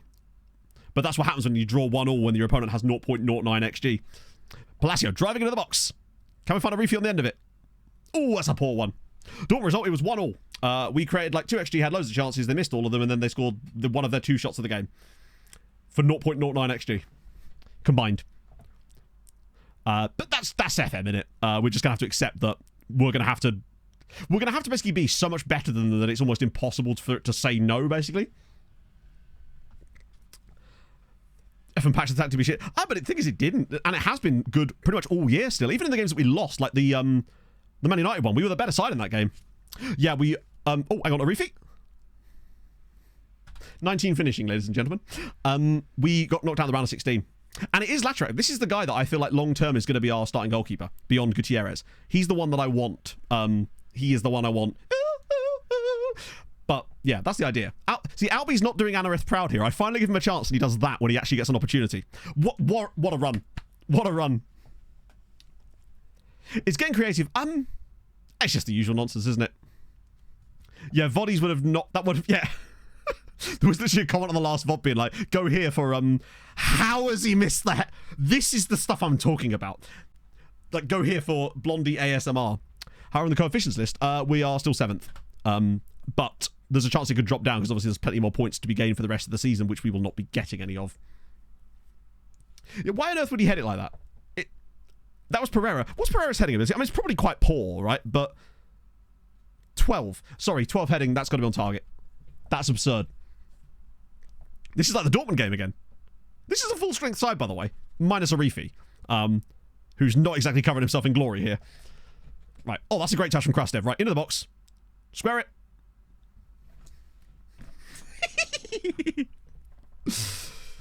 Is there much demand for Balatro content? Oh my god. How is it continuing, bro? Right. Yell at the team. Arifi's having a shocker. What was that giggle? That was just the my life is not worth it currently. Oh, Jesus. I think what was the promise, chat? That when we won the Champions League, I'd do an hour of Balatro. Something tells me you're going to be deprived of Balatro. Legitimately. I spent like 2 hours playing Wreckfest last night. Right, flicked away. Go on, overhead kick it. Ah.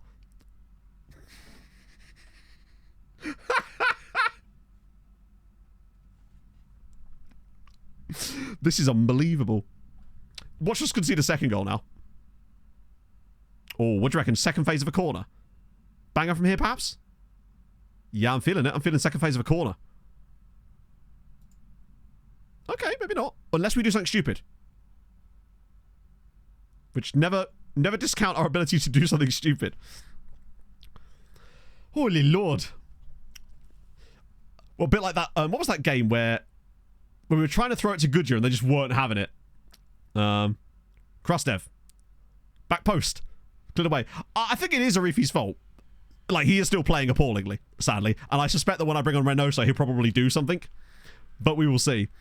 Arifi is not a very good... Oh, go on, Pereira. There we go. So, question is, who's going to step up and miss this penalty for us? That's the real quiz. Who's got it? Lockers with the 4 years. Thank you very much, man. He actually scored it. Spirit, I know. You're absolutely right. Zabar truly are the kings. Although, we do really need to beat them, though. Like, legitimately, we can't afford to not let them drop points. Because we need Sweetie to get back into this race for Europe. And by Zabar not dropping points... right, I'm going to yank Arifi off here and get Reynoso in for the time being. Because it's all we've got. Play for Melita? No way! That's awesome. That means you would have been at the game at the start of the save, right? Dasik are a killer. I can't wait to see them in December. Palacios on a booking as well. What with the review? You heard? Did I stutter? Right. It's going to be difficult, but the best thing we can do is firstly get a win over Zabar, right? That's the key thing. Get that win. Allow, hopefully, Sweetie to draw the gap back to 4 points, and then hope that they've got some tough games to come. Now, we already threw a win to Sweetie as well, so that's helpful. Pro to the Premier League this year? Oh, no way. That's dope. I mean, Melita are actually in the top flight in this save at the moment. They've got some very good players on loan from us, including what to me looks like a potentially brilliant future centre-back. And then they also have that young Romanian striker that I think could be another absolute GOAT one day. I think if he has a lot of the hallmarks, what I'm looking for, Krastev. Oh, look at him go. Come on, Evchim. Find that ball. Ah, that was actually really bad. Right, ball in. Reynoso. Oh, my lord. To wear more Hawaiian shirts than you? Is that possible? Like, any excuse for a Hawaiian shirt for me.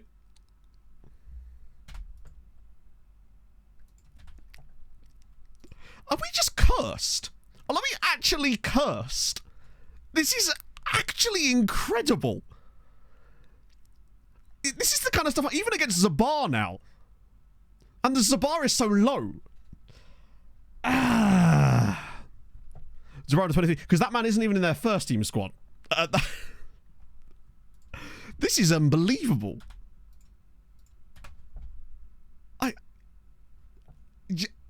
Baffled. It's so creative as well with the way that it screws you too. It's right. Alberto's in for Padilla, who's had a poor game in fairness. Did score a penalty, but he has had a poor game aside from that. Perez isn't even on the bench. I guess it's Vida then. Alex, huh? Thank you very much for the follow.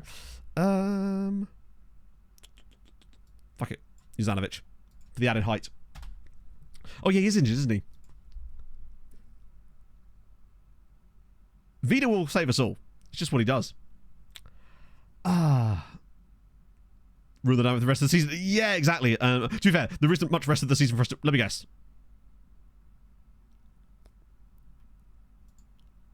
Just wanted to make sure we were on the same page.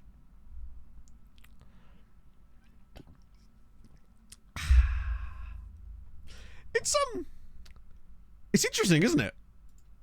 How... What exactly are you supposed to do? It just feels like you're in a complete passenger at all times now. Yeah, why do it look so slow? I mean, there's obviously a morale hit from the last game, but it is funny as fuck how... I want to see how long this continues for now. They've scored everything. Yeah, I mean, fair play to them, right? That's a very interesting cross. If Vida can yeet this straight into the keeper's hands. Loans comes in a nation. Well, there wasn't really a video required because I talked about it in the first Building a Nation video. That's where most of that stuff's come. And ever since then, I've been updating little bits, but there hasn't been like a video that's needed to be made about that individual stuff because it's all sort of been covered across them. I think I might, well, if the mechanics remain similar for FM25, I will make a standalone video about it, but I just didn't want to make a video that's sort of going over a lot of old ground. I know that's sort of a very un-YouTubery thing to do. Hello, look at that. That's, by the way, why I want Reynoso on the right-hand side, so we can do stuff like that. Because Lahovi is so good at finding him from those kind of positions. And I feel like he wasn't getting enough of those chances. Whereas Lahovi with that 18 crossing and Reynoso's at 17 jumping reach and good heading as well. 3 shots on target. I believe it's actually 4 shots on target to give them their credit. Petition to sell Arifi for any amount of money possible. Right, come on, Pereira. That keeper's well off his line, you know. And naturally, that's the one time he doesn't shoot. Never mind! Reynoso again! 3-3. Come on! Sirens are back, baby. Reynoso on that right-hand side, I'm telling you. It's the answer. Gutierrez has had a stinker, and I can't even blame his big matches. Big matches, shit. That's some cross. Reynoso again with the header. Get in. Still time. We got this. That's not even... Why are we seeing that? It's never even close. I'm surprised he didn't go for goal on that, but we'll take it. Right. 3-3 draw still isn't really enough. Right, come on. One more win. One more goal for us. Let's have it. This is feeling like no more highlights, unfortunately. Draw isn't really good enough either. Yeah, naturally, 3-3 draw there. Makes sense. At least Reynoso scored twice. So at least he's stat padding a little bit. He literally is just better Melman. Just not quite as tall. Doesn't really help Sweetie. Yeah, exactly. It doesn't help Sweetie, really. I mean, it does help a little bit. But it doesn't help their morale. We're celebrating a draw. Okay, man, Padilla had a stinker in that, in fairness. But the thing is, right, what's about to happen is Sweetie will end up be playing like Hamron next or something. And they'll just lose. Actually, I don't think it's going to take someone as good as Hamron to beat them. That's the problem. Ah, dearie me. Right, Reynoso, at least he's done a good. Nowhere near as emphatic as last year in terms of his goal-scoring output, but he's got a chance to pad his stats for the rest of the season at least. I think he definitely does work in that position. Maybe it was just a case... Wow, 10-0, holy shit. It might have just been a case of they had... Even though those tactical changes were so minor... You know what it's like sometimes. Yeah, well, Torres is still technically there.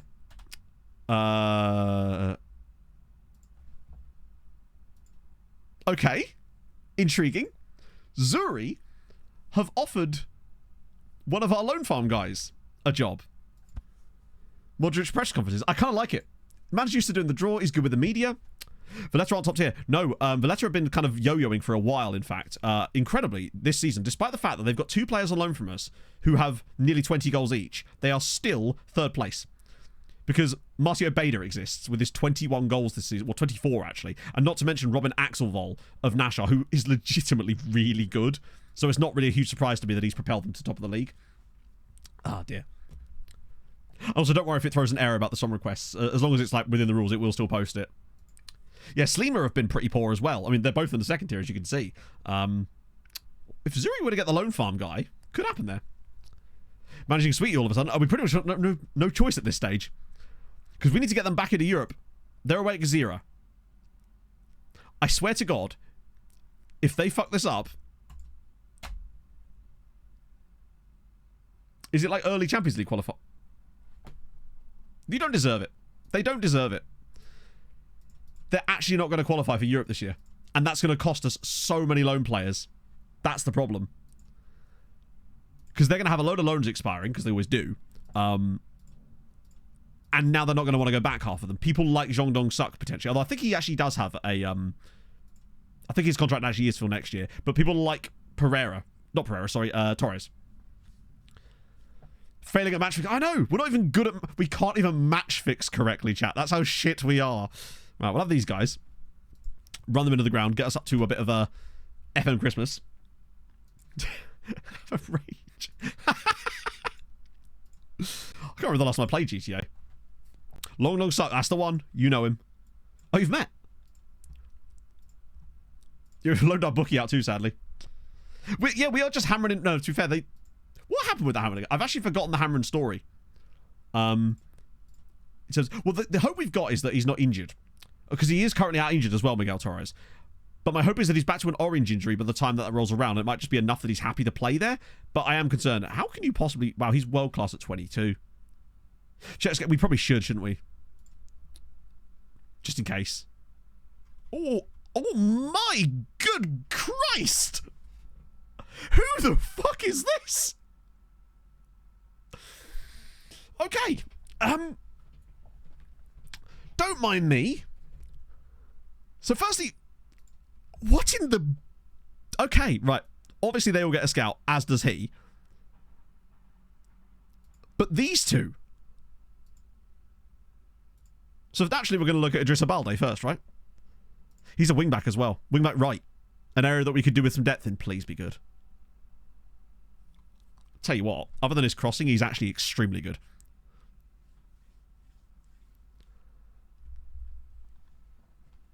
The agility, yeah. And potentially high. I mean, the fact that his agility is exactly what we were talking about. Vida replacement, yeah.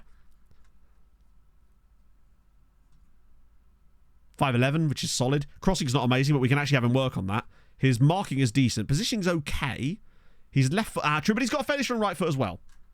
Not fast enough. He's got 15 pace is fine. Stops play, that really does suck. We could try to get... Well, I think it's worth it. Wage is fine. We'll have to stagger the price because FFP. Yeah, the stop play thing we will definitely have to try to remove. I don't know how successful it would be. 5 million. Right. All right. I'll do 2.5. And then 2.5. And then you always have to pay over the odds to get the installments done. And then 1 million. See if they'll go for 6 mil. Unambitious. Yeah. But that doesn't mean he's low professionalism. That'll help us keep the FFP stuff in check. It's very weird, PPMs. I feel like he's someone we can fix. Also, not to mention, there's another right back here who's wanted by PSG. Jakub Koraszek.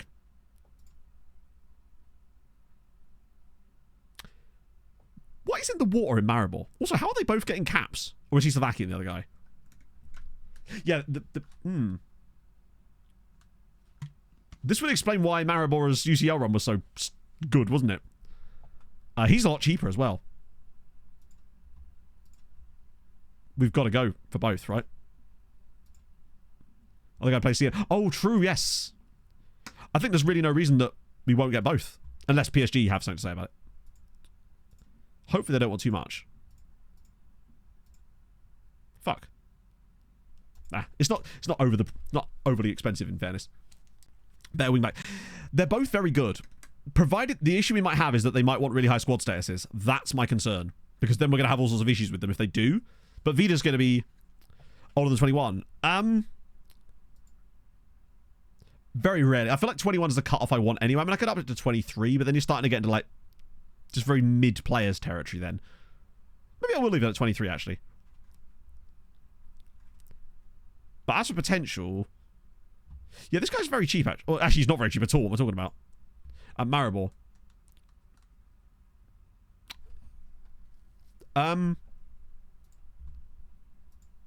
No, that's literally their two best players. Incredibly, their two best players are both 21.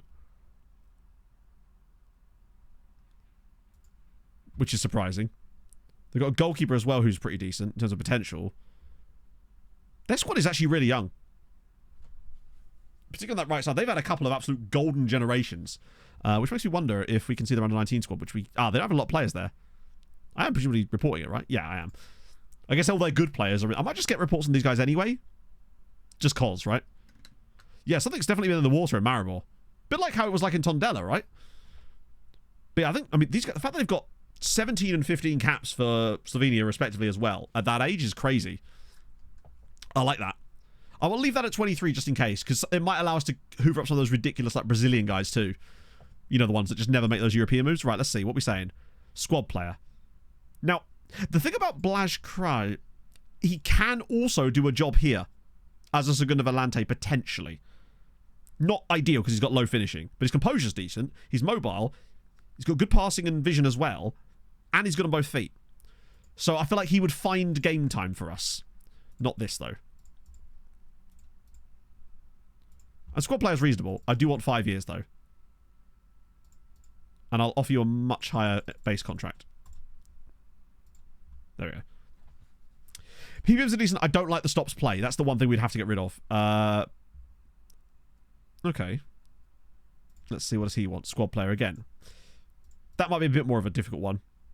Yeah, he could. I mean, that's the thing. But with him being a defender, he's a versatility man. He's like a better Alejandro. He's literally, I'll tell you what he is. He's a better version of Alejandro Cazorla. Because Cazorla can't play DM. He can only play CM, I think. He's like a much more versatile version of Cazorla. I still want 5 on you.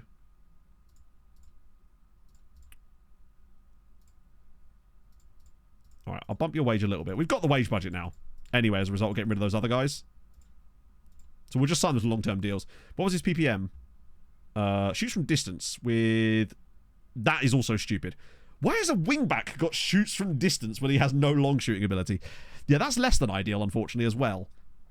But such is life. Oh, what a... Con, thank you for making us check in on that. That's... You don't normally see guys of that kind of quality just randomly rocking up like that. But if we got both of them, that'd be sick. Oh, hang on. Seb Vassell. Wow. Another face in the game there. Nothing fantastic in that set of reports, unfortunately. Anything good there? Players removed from shortlist. That's okay. I'm really hoping that when the summer comes around, we do get a nice value bump on the players again. Because from what I've been told, that people have reached this stage, is that it does bounce back much quicker the second time around. Leaving for Leicester. I'm sad to see him go, but what I will say is, Leicester, you've got an incredible player there. Not in terms of, like... He will work so damn hard. And not only that, he will also... He will run forever. He'll play wherever you want him to, and he'll do a decent job. Man could literally... He's a grafter. He's such a hard-working player. And he's a good player, too. He scores a surprising amount of headers for someone who's not very tall or aerially threatening. Because a lot of the time, one of Fulham's strategies was actually to build set-piece routines where everyone would focus on people like Tosin and Mitro, or whoever, and then it would leave Bobby unmarked. And he scored so many goals from corners doing exactly that. Well, I worry, provided we do, I mean, with the current squad, perhaps, but presumably we will actually do something. I don't think Israel's technically gone yet, but I assume he will be. The fee is an absolute joke, but that's football, right? Okay, so we're getting Blaž Kraj, the one we really wanted. And I should now be able to see his 19 agility, 16 balance, Cooper, 14 pace. Do not hate me. Unambitious personality, but reserved media. I don't think he's unprofessional. The fact is, he wouldn't have developed the way that he has if he had a really bad personality. I can't remember what the fee was, but it was shit. Stripey Ties, thank you very much for the follow. One of the worst players I've seen. Oh, fair enough. I think he's well liked at Bristol City as well. I'm happy with that. Like 40 million, which to me is just like crazy when you consider we rejected 60 last summer. And they were, oh, he's older. Okay, cool. So you don't want him then, right? That's on you. Sleep sponsor is shit as well, yeah. Strong on both feet, which is helpful. Which might even allow him to cut. That could be interesting, actually, because I feel like sometimes Krustev can get a little bit funky when he tries to cut inside. Causes or Sellons, I suppose, but I can't begrudge him. But it is it does suck. But we need to replace him, and I've heard Fulham linked with so few people because Broha, Johnny Fulham, I don't want him. That would be an absolute waste of money. Like, man couldn't even get in our first team last season on loan ahead of Rodrigo Muniz. Signing him permanently seems like an absolutely disastrous decision from us. Emil Smith-Rowe would be a very interesting signing. That I would agree with. We do need more backup in that number 10 spot because really, other than Pereira, Iwobi ends up getting put there, and I don't feel like that's where he's at his best. I actually really like Iwobi in a slightly deeper role, almost like an 8. Sat alongside Polinia, so naturally you get a bit more free will when you do that. But no, I wouldn't want Broha. He showed very little when he was here on loan. Not that he played all that much, but... Anarith! Don't you hate it when that happens? I might have sent that guy around with an hammer to make that happen, but don't blame me. But I think Smith Rowe would be an interesting one. Guy needs to just kind of play more and rebuild his career, I think. I just don't think he's going to get, particularly as Arsenal continue to strengthen, I don't think he's going to get the football that he needs. And I really like him as a player. Tell us about Chelsea. I don't think he's even going to play at Chelsea. I think Chelsea have signed Tosin purely so that he can count for their English contingent as far as like homegrown status stuff goes, really. I don't see how Tosin would get into that Chelsea team. Like, at times last year, I questioned whether he was good enough to play for us, let alone Chelsea. So, I think if you're a Chelsea fan, you're expecting Tosin to come in and be good for you. I think you're severely mistaken about what kind of player you're getting. He's very, very mistake-prone. And at times, you're going to pull your hair out if you do watch it. Puna could leave Lua. Don't do that. You're one of the loan farm guys. Never. Alberto is fit, though. This is true. Do you reckon he could do a job up front? ESR agent video. I did an ESR agent video, yeah. Yeah, I did. It was not the last one, but the one after that. Also, I was doing some tests yesterday for the next video coming out this week, which is going to be the second-tier clubs in Champions League, which is sick. And it actually works. Not only does it work, you can actually run it alongside a normal database. So I tested this with England loaded, and Middlesbrough were just randomly disappearing off to the Secundus League, the Europa Secundus League. And it works perfectly. It's amazing. I even made a fake logo for it and everything. Just so lots of hope we were good enough to start. Yeah, he ain't. The fact is, he's just not. He's one of those players that I think he thinks he's better than he is. Start 11 for start. Well, I don't know, because if it starts right now, technically Polina's not gone, so he would, I suppose, be part of it. But you'd have Rodrigo Muniz. Then Willian's not coming back either. We do look like we just need to sign people. I don't think that there's any point in me trying to make a first 11 right now because it's sort of incomplete, isn't it? It's kind of like saying, oh, what does your house look like when you're in the middle of remodeling it? It's like, yeah, cool, but you're actually building something there. We just haven't got around to the part where we actually, you know, buy any building supplies or begin the building process. You know, if I'm putting down a brick, who are you to tell me I'm not building a house? Jedi's injured. Is he really? Did he get injured with the USMNT? That sucks. English Pyramid has the best logo. Oh, that's a tough one. I don't know. Speaking of logos, by the way, I don't know if this team is actually available in the save. They are. This is a Micronesian team. Do-do-do-dum. Do-do-do-dum. Do-do. Do-do-do-do-do-do-do-do-do. And so on and so forth. But yeah, there's also, if they're at the play, but in the test, also some good names here. There was two guys who were both 23, both centre backs, both real players allegedly, called Lexter James. Both, yeah. I assume it's just a database glitch, but I thought it was funny. Anyone new? Ooh, ooh. Hello. Milan Trifunovic, very cheap, very Schalke, very nice. And Errol Sally. Right, Sally, right, okay. Some good, interesting players in there, actually. I want to make sure I'm getting these reports properly. I tested the video. Test of what? Sorry, my brain's gone. Let's see. Is that not a thing anymore? I was never a big Cartoon Network kid. I was more of a Nickelodeon kid. Don't hurt me, Dan Schneider. Yeah, but that as well. Manchester City team, so it performs because of rep. That would be kind of interesting. I'm just not sure how easy that would be to actually do. Shut down today? No way. I feel like we've had a few players that had similar names to Trifunovic, but I think we might have even had a Trifunovic in this save. Oh no, that was Bezim. I can't remember. ESL's close to Sonic. What, for Fulham? Admittedly, most of my Fulham news comes from like podcasts like Fulhamish, and I haven't really been any episodes of that for a while. So I've just not really seen us linked with anybody lately. I always worry about our transfer business just because I don't. It would really help if we actually had a director of football that was in charge of doing transfers and stuff. I feel like that's probably one of the areas where we really are lagging behind other teams, is not having a director of football. Cavalli back on loan. Yes, but also I'm not sure what the benefit would be for us there, because I feel like he wouldn't be ahead of Pereira, and then we're just developing someone else's player for them. And I'm not sure how much it would actually give us. Karamoko Dembele. So there's so many Dembeles. Was he the one that was at Peterborough, or was he the one that was at Celtic, or was it both? We did not a Big Maguire. Unfortunately, we drew 1-1, and Dortmund had 2 shots and 0.09 XG. So the game chose to fuck us even further. Celtic. Oh, the Celtic one. Okay. But hasn't he like not really developed that much, or am I thinking of the Peterborough guy? Maybe. I guess. Yeah. Blackpool on loan. Yeah, I don't know if that's really a good move for us. I don't know how that's really going to help us. I think we've got to be... If we're losing these players because they're not signing new contracts or leaving for whatever reason, we've got to be finding ways to replace them and actually signing first-team quality players. Like, we're no longer in a PSR hole from what we were before, in theory. So, something needs to change. I trust Marco to build a decent tactical setup for us, but he does still at some point need some players.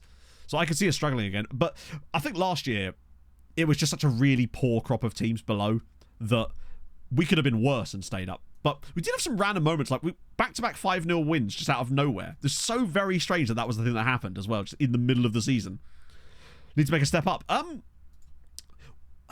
Well, we need to replace people. At the moment, we're not even trying to make a step up.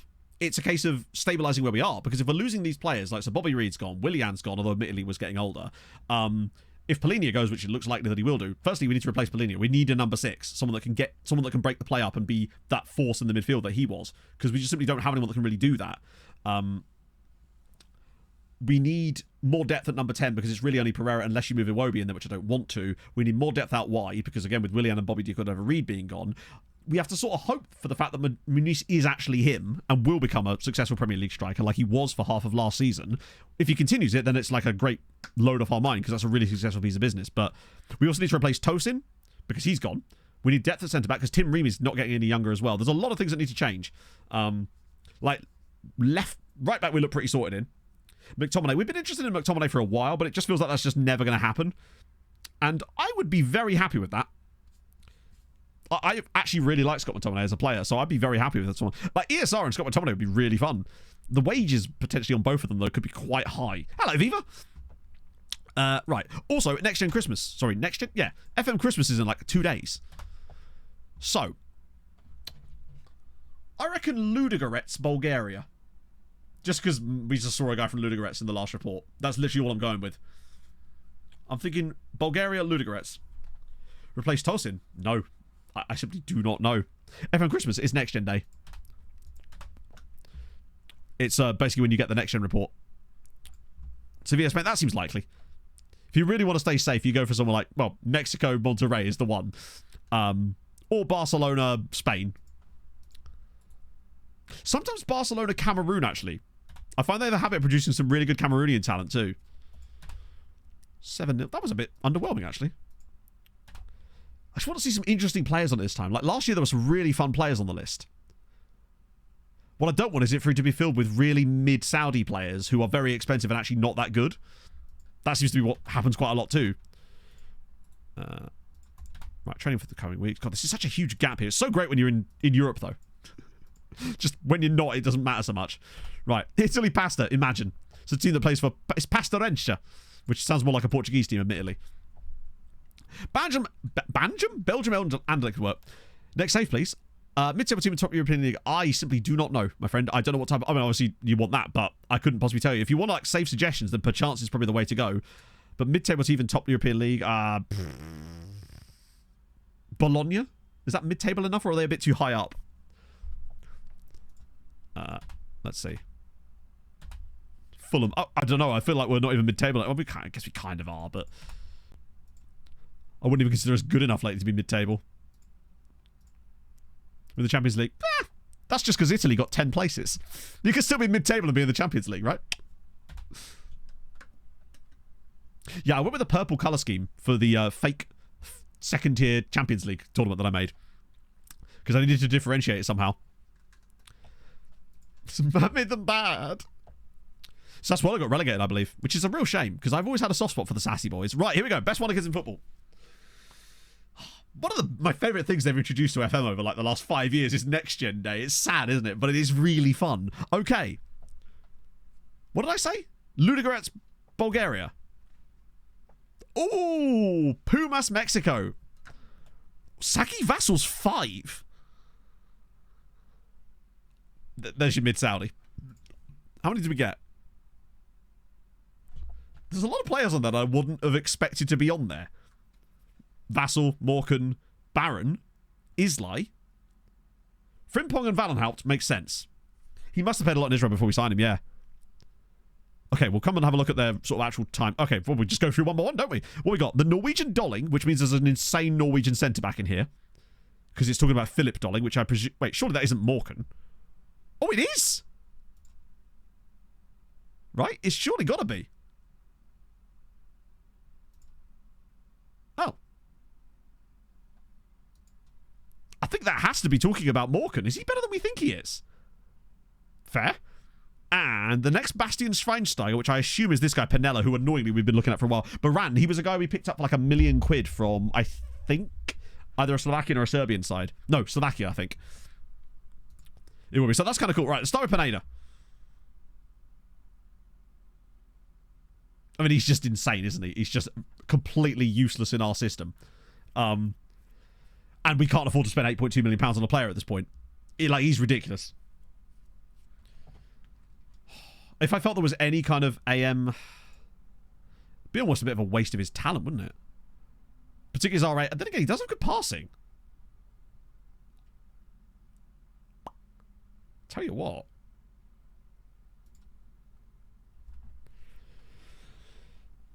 Oh, I'm tempted, you know. He would... No, you're right. He would eat as an AM. Yeah, I think we swing back on this guy. Good PPM as well. Yeah.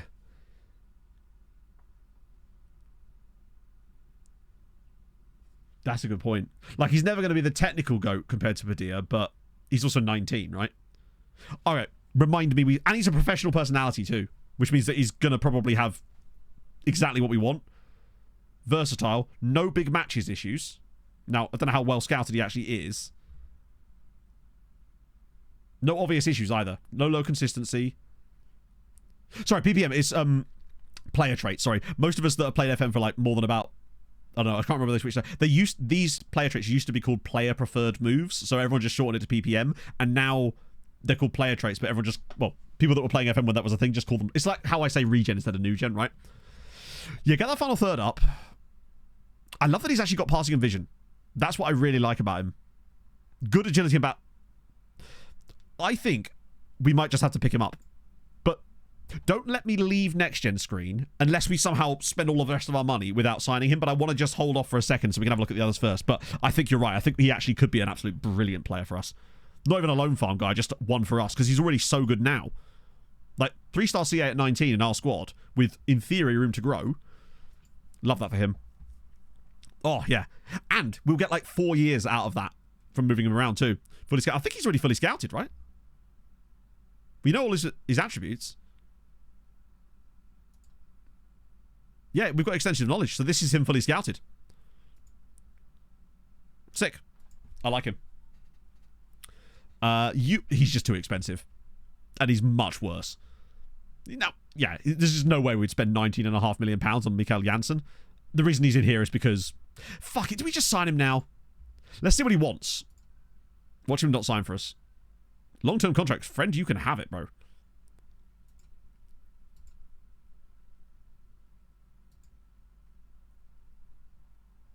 Like, Janssen wears Pineda pajamas. That's the level of difference in quality between the two of them. It's not even close. We actually do have the money. This is a gamble based on the idea that our values will come up before the end of the FFP cycle, and thus will allow us to make some sales. Because I feel like not next year, because I don't think it's going to be quick enough, but season 3 of this is going to be a selly season where we just sell, flip, just to try to bump the money up as much as physically possible. Even if we have to sell someone like a Palacio, who by then will be like 32, we may still be able to get, if the values go right, 60, 70 million for him, and that could wipe away the debt. It's a risk, but I like Pineda enough, and you convinced me. He has Pineda posters, literally. Like, he wants his autograph. So Ivanovic. Ivanovic is just so good, though. But you're right, there is going to come a time I think I'd rather sell Kadri. Because Kadri has actually committed some horrific war crimes of defensing this season. He's the one responsible for that third Dortmund goal. Right, Pablo Girona. I actually thought he was going to be on loan from someone. He's very fucking good. He's worth a scout. He's so expensive, though. But he's really interesting. Milia at Liverpool? Horrific war crimes of defensing. You heard it here first. He's worse than the Mexican and way more expensive. Maybe Bulgarian guy. Wemp off Pebbles, yep. But we can't Wemp off Pebbles until he's worth anything. That's the problem. Pebbles needs to be sellable in order for us to get rid of him. Because if we sell him now, we'd get like at 3 million at best. Now, we might be able to bid him up. And if we could get 20 million for Pebbles, I'd take it. More crimes against clean sheets. Get him to The Hague. We could sell him to Den Haag. Luca Milia, he's fun, but actually not super expensive. But do we need more? He's also got 11 jumping reach. He's 5'10". Gironica, he's like 20 million quid. Like, you're right, he would be an insane Volante, but he's also 20 million pounds. Which is just so out of our range right now. Pebbles for Pobbles. We could sell Pebbles for Pabbles. Barney Stinson would have said, oh, that's disgusting. Sagi Vassal, obviously, is our guy, who had a load of games for Betar Jerusalem, which is the reason he's on here, presumably, because he's only played one game for us and can't get a loan. However, I do really like his attributes. I think he's a brilliant player for the future. Penella, I've always liked this guy, but he's just always been too expensive for us. But does look like quite a good wingback. I think he must be... No, he can't be the Schweinsteiger guy, because he's a wingback. Pibbles, the next iteration of it. Milken is really good. And I do like him. But I just wish he'd find a loan. He just doesn't have the potential, it would seem. Unless he does, maybe that's why he is. Now, the new Schweinsteiger must be further down, right? Right, Gambo's at Barcelona. Victor Gambo. Can't really see much about him, but he's not that great, is he? This will be the, no doubt, mid-Saudi. 40 million pounds. I mean, crazy talk. Oh, there's another mid-Saudi. Excellent. They're always on it. I guess they just get exposed to football so quickly. Favero of Lecce. Are Lecce top flight now? They are. I'll be damned. He's all physicals. Very good balance. 6'2" as well, actually. Tackling is very good. Crossing, actually, he's all right. You say centre back in disguise, but he's got 15 pace and he can cross. His dribbling is horrendous, though. Good on both feet. Great tackle. I do kind of like him, actually. Real life. Are they really? Oh, shit, I'm an idiot. I don't follow much. Like, I only really watch Fulham. I've become so jaded with football lately. That's why I was so excited about the Euros, because it was just like a little bit of a break from that. Is that the new Schweini, do you reckon? Could be. Frimpong's obviously our dude. And Jesus, he's getting better. For a guy who's 5'11", I think he could actually be a legitimately good centre-back. Past when he crosses rather than run to the ball. Yeah, the issue is I feel like our system doesn't really... I think if you were playing a system where you had wingers, he's the kind of fullback you'd want. Because you've got your winger to progress the ball, him to overlap and provide the crosses. But in our system, the fullbacks, or wingbacks if you like, well, literally what they are relied upon to actually run with the ball and progress the play themselves. Oh, for sure. We've got so many centre-backs. Look, remember, we've not just got him, but don't forget we've also got that Icelandic dude too. So... But I'm not going to sell one of our centre-backs that are world-class for money that they're not... For less than what they're worth. Basically. Because it would be such a bad decision from us. Alberto Taito. This guy's so good, but he's also so... Ooh. Nah, he's a DM, but he's not one of the DMs that we'd really use. Very, very good for his age. Like, insanely good. No idea why the game thinks he could play centre-back. If we have to sell... Yeah, but if we had to sell... Yeah, basically. If we had to, I think Kadri would be the one to go. Unfortunately, he's currently worth £6 million. I really hope by the summer, at least these guys are up into the base rates of like 20, 30 million, because then we can start to work with that. Yeah, we can only loan to teams that want him. But I think part of the reason that Marsa are doing better this season is because of Frimpong. He's like single-handedly dragging them up a little bit. Kadri, I think he's only like 27? 28. So our backline is 28, 22... 28, and however old Paez is, who for some reason is not showing up because I've probably got the wrong selected. But I think he's around a similar age. He might be slightly younger. I don't know what you mean. Clearly worth that. But at least Vieira's worth £90 million. Thank God he's managed to maintain some kind of value. Not that I'd ever sell Vieira. He's like the future. I feel like he's probably already close to being our best centre-back. Although Juzanovic, genuinely, when he's not being a twat, is world class. There's no two ways about it. He's legitimately insane. I would say, in a way, he's probably our best centre-back overall, although he does like a little bit of pain. Yeah, his low natural fitness too means that we probably should cash in before he turns 30, pretty much. And he's not the fastest either. He's got great stamina, but I assume you get better stamina because you're not running as much. We've got Boyer here, who's Swiss. Matteo Boyer, very good player. We've definitely scouted him before. Casu, Cristiano Casu, £70 million player at Bologna. Oof. Rojas, another Swiss, this time at Lugano. A Peruvian Swissman. Yugoslavian matches. I don't think he did. We can have a look at Kadri. I don't think he would have declined yet. He's only 28. In fact, he's probably in his prime, right?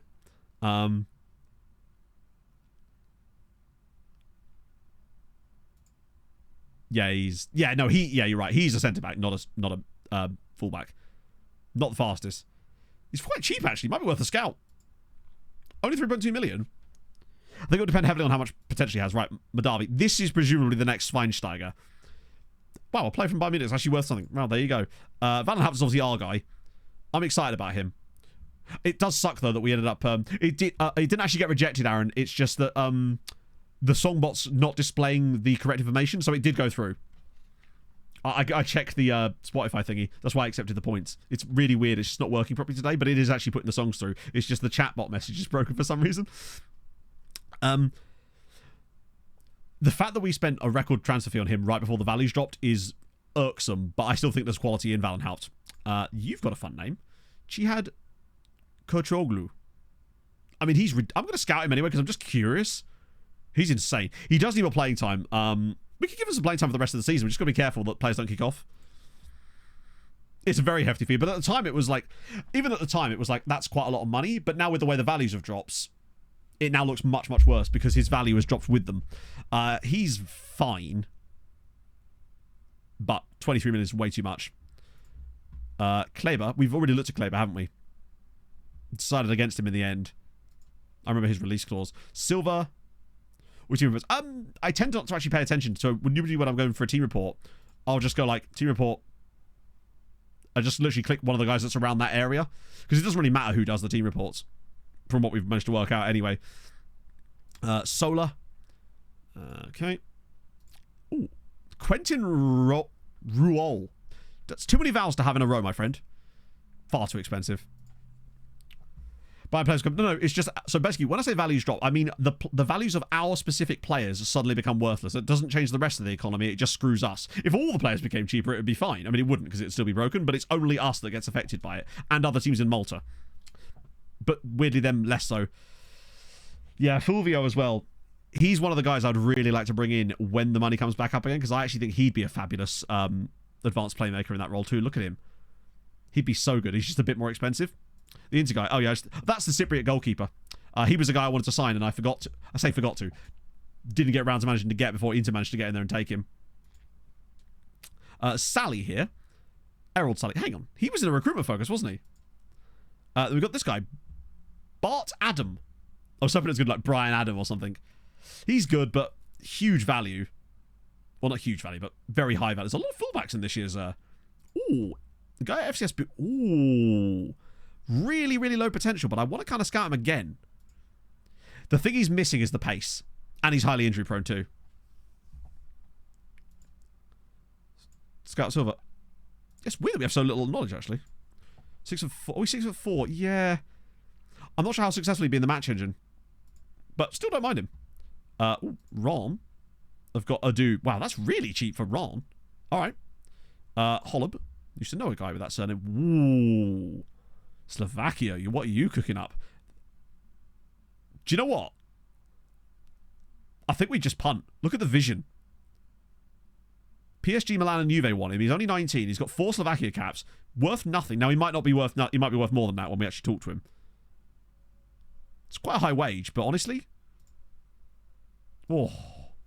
he feels loan farmy, but possibly even better than loan farmy, given the interest that the other clubs have got in him. Like, that's quite a gaggle of seagulls around our chips here. 500 grand. Sensational. I hope he doesn't want squad play. I'm hoping for breakthrough prospect. That'd be the dream. We've got Graham Smith. Right, chat. It's an American. Let's go. What we saying? Came from Inter Miami. Did we do this last year? I swear I might have done this last year. Because I said he was from Boca Raton, didn't I? And he was actually from, like, Coral Springs or something. Yeah. It's literally the dude that was from the last year's report. I can't believe I actually remembered where he was born. God damn it. I like that game. Ooh. Worth a scout. Also, the next gen seems to be more and more dominated by 19-year-old players. I feel like we used to see more 17 and 16-year-olds on here. Or at least 17-year-olds. It feels like it's mostly 19-year-old players these days. Hang on, are you playing at a Guinean club? On loan from Balzan Youth? Balzan are cooking. Love to see it. Claude Pascal Oulare. And he's on loan at Hafia. So they've loaned him from Haroya and loaned him back out to a... Yeah, low self-belief. That's a good point. Not spectacular, is it? How very weird. Ah, he's at Klagenfurt. I got excited because I thought that he might be at like a Bosnian club that we could snatch him for really cheap. Scout the team. Well, there was no point in scouting this team because he didn't come from this team. Oh, we could do it anyway. Oh, we already... Look at me. Don't you doubt my scouting knowledge, chap. Hopefully we're scouting Haroya as well. Yep. Nice. Yeah, Balzan cooking at least. Of course, he'll be worthless as well now, but the one benefit I will say is that I feel like in the future it's going to be much easier for Maltese sides when the values do come back up to really sell and buy much easier. But at the moment they're really strong. Oh, this is Thomas Baran, by the way. This is the guy I signed. Oh, it's Trenchin. For oddly almost identical the price from the previous guy. I literally just tried to buy from Trenchin. He's a centre-back with technicals that aren't amazing, but his physicals are unbelievably good. On loan at Goodyear, 17 jumping reach, 16 pace as well. Agility and balance are through the roof on a centre-back too. I really like him. He's just not technically amazing, which I think might be what lets him down in the long term, but he's still a Slovakian international. Also, you came in summer. 18-year-old Juan Jose Perez with... Depressing. I'm sorry, this is not Juan Jose Perez. This is clearly Siegfried and or Roy. J Plays FM, thank you for the follow. Wichita, maybe, yeah, Kansas. I'm going to go with Kansas. What's in Kansas? Not us anymore, Toto. No, I was thinking of Arkansas. That's our Kansas. Could be Kansas City. I simply don't know. Letterkenny, Ontario. Let's go.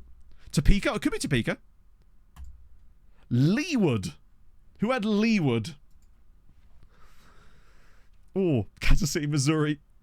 He's from Leewood, Kansas. I think KS is Kansas. It must be, right? And naturally can speak fluent Spanish, of course, with a name like Juan Jose Perez. He was bound to be able to. Fair enough. Actually, is he any good? I didn't even look at his attributes. Who's he wanted by? Dortmund. Don't you dare. Don't even think about it. Hey, Jay. Scout reports will be receding. Yep. So basically, think of it as the way that, no scout... Think of it as like the fog of war, right? Scouts are essentially basing things on a lot of players' potential, but the game is obviously, even the very best scouts, it's just a question of how likely they are to be correct, rather than... So a guy with 20 judging PA is not going to be able to tell you 100% of the time the quality of the PA of your player. In fact, I would argue that it's not even close to 50%. But a guy with 1 judging PA is going to be even less accurate, essentially. So you're going to get a higher level of accuracy, but it's still mostly wrong, to a certain extent. The amount of players that we've picked up in this save that are 3-star PA, but we really like their attributes, that have turned out to be 5-star bangers. The way I would look at it is, if you find a guy that looks really good, but seems to not have the highest potential, just sign him anyway if you can, because often those seem to be the ones that turn into absolute monsters. And then all of a sudden they do have 5-star. Lahovi, for example, he was only 4-star when we signed him, but look what he's become. World class. Vega, another Mexican. Bit of an expensive one this time. Like Ambrosio as well, yeah. I mean, Miguel Torres, for example, who consistently had full 5-star, gold star PA for like 5 years. Even though I think when we signed him, he was like 3-star. 20 factors of pep. Yeah, no. So basically, you'll be lucky to even get 50% success rate with that. You have to trust your own judgment on it at some point. And just gamble sometimes too, you know? Not just like Haaland. No, so it's kind of like, think of it as like, almost like an Overton window. No, it's like, there's like a window that it operates in, basically. It is the way that I've come to understand it. So if 100% is you get the exact star rating right every single time and it tells you the proper thing, and then 0% is it's 100% of the time wrong and it's completely random. I feel like it operates between the sort of 70%, like between 50 to 30, that kind of area there, or like between the 60th percentile and like the 35th percentile kind of range. That's what you're sort of operating in. Trade facilities affect the PA. No. PA PA is a static number, so it can't be affected by anything. All you're seeing is essentially a representation of it. So it's just purely based on them being wrong, basically. Ah, no worries, Jay. Yeah, that's exactly it. Like throwing darts at the dartboard, the 2020 scout will hit the dartboard more often, but he's not always going to actually hit the bullseye. Or, you know, Mr. Second, like, yeah, it was the first thing we did. Luckily, the game fucked us, so it's all good. Sava, here at Petrolul Ploiesti. See, he's fun. I like some of the things I'm seeing out of his attributes. Low crossing, though. Great agility, and you know how important that is. Are we actually scouting Petrolul Ploiesti? No. We're about to be, though. Yes, good stuff. He's got that agility. He is a winger that's like... he's got 12 tackling, to be fair. He's like a better version of Jar Jar. Right, sometimes it's usually down here where you sometimes get some real beautiful ones. I ain't your man. No. The other limit won't be suspended until 2 weeks' time when I have a game coming up. Is it because you've appealed it? Isn't it like a... like, it's suspended until the appeal process? I actually don't know, honestly. Well, is it got Sweetie? Oh, there is. And a poll, finally. 220 different... yes. Because I believe it's partly down to things like them having knowledge of the nation they're in. They would. I've tested it. It's silly, isn't it? But actually not silly, I suppose, because people have different opinions, right? So Isla is obviously one of our lone guys. Really like him. What's he got? 17 goals this season. Terrific. Another guy, but he's Serbian. Predrag Marinkovic, playing for Philadelphia Union. I love it if he was born in Philadelphia. It's probably just going to be Belgrade, isn't it? Oh, no. Born in Apatin. I don't even know whereabouts in Serbia that is. Well, he's not missing. I guess just take the win, I guess. But I don't really know. It's okay, James. He was just messing around. Call me what you like. I prefer... I nearly said silage, and that's the shit they put on the fields, isn't it? So why would I want to be called that? Like... I don't have a shame, kink or nothing. Boazidi. It's Qatar. I was hoping he would have been a fun one to find a bit sooner. Am I actually scouting his previous club? This is a good way of actually catching up on our reports to make sure we actually are scouting these teams, which we are. God damn it, man. There's always going to be ones that leak through. World of silos, be the silage, yes. In a world of giant metal columns, be the shit. Malval. Ooh, a Haitian. Love that for him. I'll be the biggest silo you've ever seen, mate.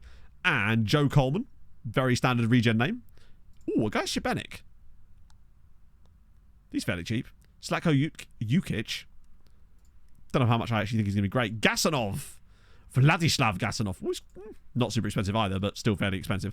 Let's have a look at the sweetie dude. Wait, they got... No way! They got him from AP Brera. Sweetie have copied our homework.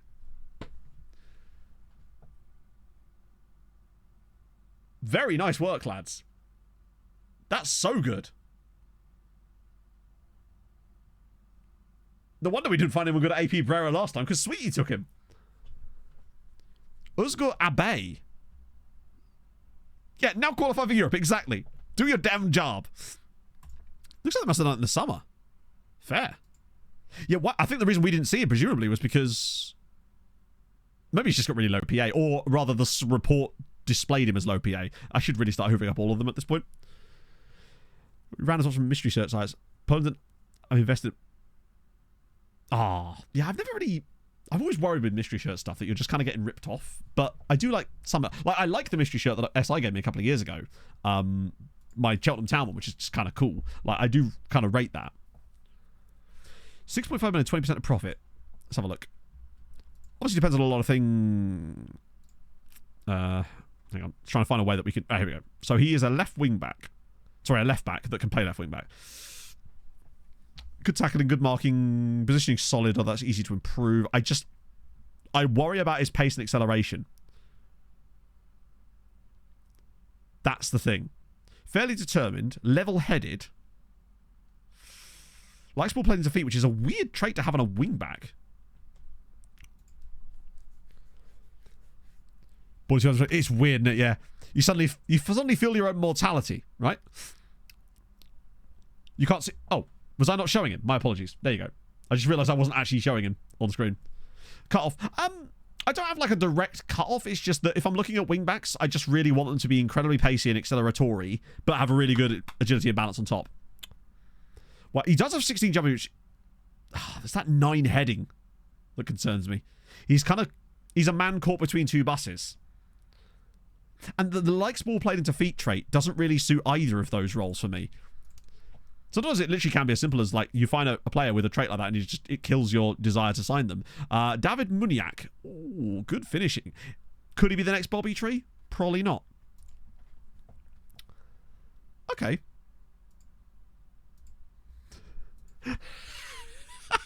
Right, Excalibur. Which just sounds like a guy that Sunderland would have signed like 12 years ago. Yeah, no, absolutely. But I feel like most of those guys, he's still a good player. But at the elite level, it does help to have that. I almost feel bad. I probably should actually offer him a new contract. Unless he wants to... Oh, hang on. Yeah, actually, that's the reason I didn't. He wanted 10 grand a week to play on loan, and I just don't think he's good enough for me to do that. I was wondering why I had to give him a new deal. Basically, any player you see here that is actually out on loan at the moment, the basic issue is that they wanted far too much money to remain where they were. So, unfortunately, they're all going to get released. Which is a shame for Ramucci, because he's been really good for Zabar, but he can't be demanding 10 grand a week while out on loan and being a 2-star player. Ain't it? Right. Pineda and Hollop, though. Pineda, I'm totally fine with being a squad player, because he literally is. No stepping stone for you.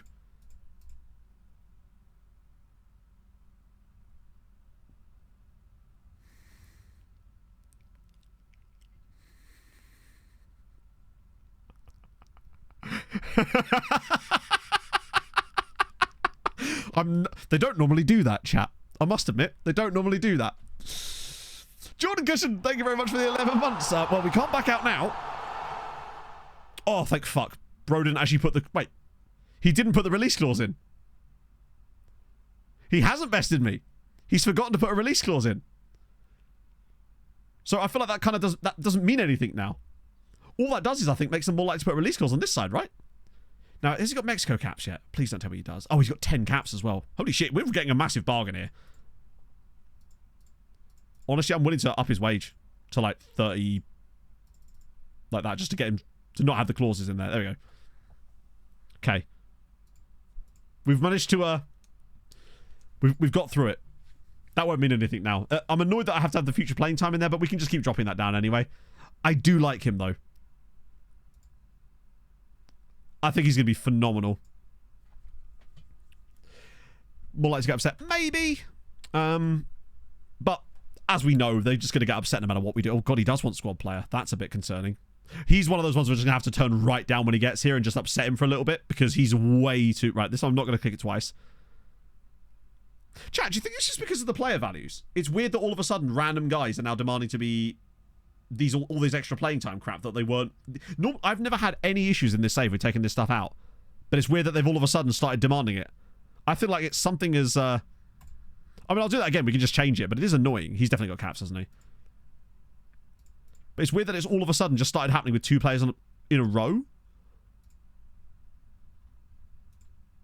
Right, 5 years on you. You're right. It could be because they're capped and they have that high rep. We probably should have scouted this guy more. I do like those two, though. We've actually done quite well at this. Those 2 guys we picked up from Maribor, and those 2... It's a lot of money, but I think it's a risk worth taking, chat. I'm willing to run that risk for us, I think. It feels doable. Saggy Vassals. Oh, God. You're going to be on £26,000 a week. He wanted quite a lot, if I recall. But I do believe he has a 3-year extension, so at least he's not going to be getting another contract anytime soon. If he does turn out to be really good. So much for not selling anybody. Sorry, for not buying anybody. There's any clauses I can sell just to earn some cash back. I don't really want to sell clauses, buy clauses from Maltese sides, but to be fair, this is minimal cash. It's not going to earn us much back. Maribor, guys, years. Henry and Kadri in the summer. I mean, we could try. I don't think we're ever going to be able to bid up Henry. There's just not enough interest in him. Kadri, there might be. We might be able to get enough interest in Kadri to cover off our... means Pigeon. I think I kind of knew that because my mate's name was... Well, Pollard, obviously. What are we doing? Oh, yeah, Maribor, guys. Sorry, 1-1. So, future... How much is... Jesus, there's actually quite a lot of players joining us in the summer. Now, it's mostly guys like this who's just freebies. Obviously, we've got Fabio Basie. Yeah, I forgot about him. So we've actually got quite a lot of talent coming through on that right-hand side, even though I don't think he's going to be amazing. Yeah, his name was Pigeon Hollow. So yeah, there was this guy here. This is the one that we were like really quite excited about. Blaž Kral. Slovenian international, part of Maribor's absolutely goated side that qualified for the Champions League this year and got to the knockouts, I think. And it's not hugely difficult to understand why when you look at his qualities. Does have a competitive streak, but then you wouldn't worry about the adaptability. But he has got consistency and no big matches issues, which is something, right? Yeah, my mate that I used to be in a band with, which is this guy, he's one of those people, there's, you know those people that you meet in life where they're so witty and funny that it makes you want to give up speaking forever. Clates is one of those people too. It's, you're just like, how does your brain do that? Yeah, agility and balance is kind of what we've been prioritising lately, hence the 18 balance on Jakub Koraszek, who's also a wing-back. Not sure entirely what we're going to do with him, but he's in for the cheap price, so we figured why not. We've also got Peter, different Peter. We work with Volante. I mean, that's not why we bought him. We bought him to play a wing-back, but of the two, his work rate isn't great. Probably more Volante, just because he's got the mobility. The composure's not awful. I wouldn't want to play him either, really, but the fact is, he's going to play as a wing-back. That's where he's actually going to play. But at least we've got versatility. Like, he can cover all three roles for us if we absolutely needed to. You going to want him back, Brian? Do you really want him back?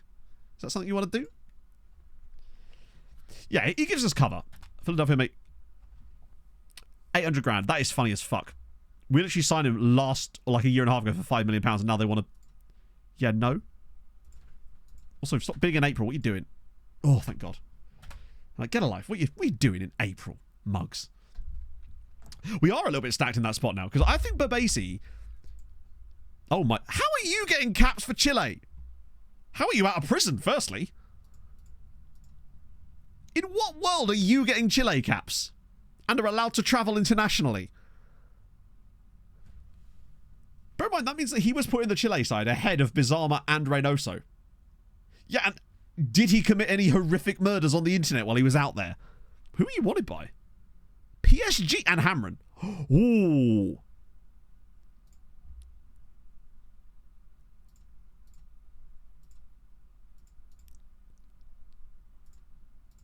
Just out of interest. Oh yeah, why am I doing that? What am I doing? Oh dear. Basically, on the last stream, I don't know if anyone can find the clip, he got a red card for us, and we thought, oh, it would just be like a silly one. So we watched it, and it's probably the worst red card I've ever seen. He lunges in at a guy from, not even joking, like 10 feet away. He's off the ground a good 10 feet away from the guy. It's the most purple red card I've ever seen. Ball in the field. There's a little bit of lack of depth there, but this does kind of help with that in a way. Right, so yeah, we'll just... It's much easier to swap, yeah, because we can't guarantee Hammer will even put a bid in on him, right?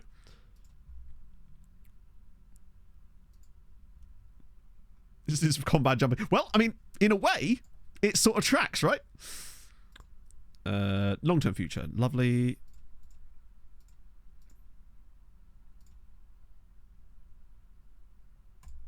Cool. I don't know if he's good. There you go. That's the one, I think. Now, whether this will work or not, I don't know. Oh, that's annoying. It might have worked before he got 12 grand a week. Big Maguire, thank you very much for the 12 months. Speaking of 12s, you'd love to see it. 1 year anniversary of watching FM ruin UCL football. It's certainly ruining me. I think I'm gonna have a break. I need like a week off, I think, at some point, just to get over it. Honestly. The burnout is real, chat. I feel like we just haven't seen a lot of them about. We've got... The other reason I like Jezanovic over Kadri is that Jezanovic is a really good covering player for that role for Gilet as well. And that is another reason why I think I would want to keep him over. And I think he's just a better player as well. Yeah, he can do all sorts of horizontal jumping. Right. So. Let us see. What is it, the clause I put in last time? Oh, that's right. £235,000 a week. If you'd be so kind. If he fancies it. I'll give you £230,000 a week. If you want. Right, so we need Birkakara to win, and honestly not asked which of these two wins. God, if Valletta win the fucking cup, I will be livid, mate. Rejected the contract from Hamron. I think he rejects that because that's really annoying. Because he suddenly got a huge wage bump. Ah, fuck. We might have to try again in the summer. Because he'd be great to get out on loan. That, and we don't have to deal with his disciplinary record. That's Hamron's problem now. Oh, wait, what we're doing? Right. I think we've definitely done a lot of, like, scouting in this. I thought it was a wanted logo on him already. Oh, there's a Maribor dude there. Hang on a minute. Maribor continue to cook. They've not put down their aprons and pans. They've been chefing up some more loveliness. And a guy called Francisco Luciani. Definitely not a player that we'll ever be able to use, I don't think, but still worth a look. The cooking continues. I'm trying to think what Pog and I should bake this weekend. I'm on the baking trend. The Volante. I just don't think Gert's good enough to be a Volante. He's not got any of the forward stuff. He's got no finishing ability, no composure, I don't think. He's not as fast as some of the others. To me, Gert is a waste of he's not a very good Volante. He's got great passing in that, but that's not a Volante's best. To me, the Volante is the one that's going through and driving forward, and I just don't think Gert's very good at that. My assistant keeps trying him there, but maybe we'll try him in the next game or something, but I just don't think that's really his role. He also lacks that height to be able to make those back post headers too. Maribor do be master chefing, yeah. Hi, I'm Carlos. I nearly burned down the office recently while on the picture because I wanted vibes. But what was the vibes? He's a Primera Volante in it, yeah. American State. I feel like I kind of want to make some like or like a fudge cake, maybe lemon cake, or I don't know, all sorts. Those blondies did taste fucking sick. Yeah, I'll get in there. I could make it a better show. Because I must admit, this season of the bed did not wow me. Right.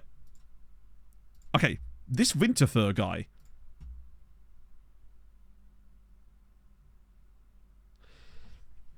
He's fun. He's really fun. Rito Bukoms. He's got his Winterthur on.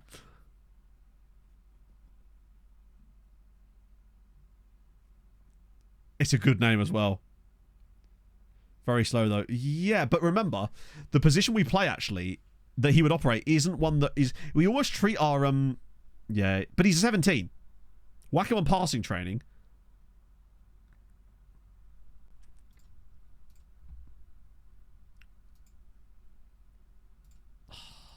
This one might be one I regret, but... Oh, hang on a minute. We might be able to get him cheaper. He does have a release clause, but... we might be able to actually installments him.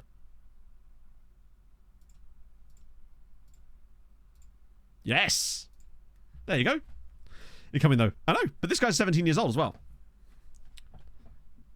No passing. It's odd, isn't it? But we can definitely get there. I like him. And for that, can't spend money in the summer. We haven't spent money. No. Don't you twist my words. I said we can't spend money this summer. It's April.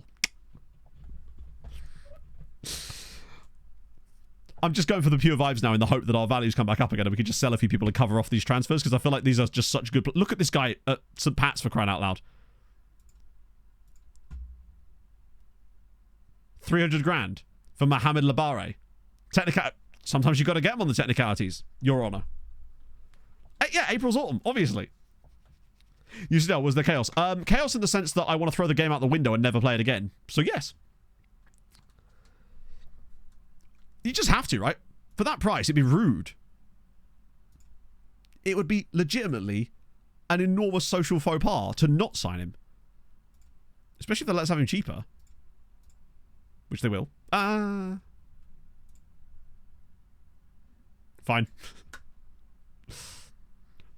Be rude not to again.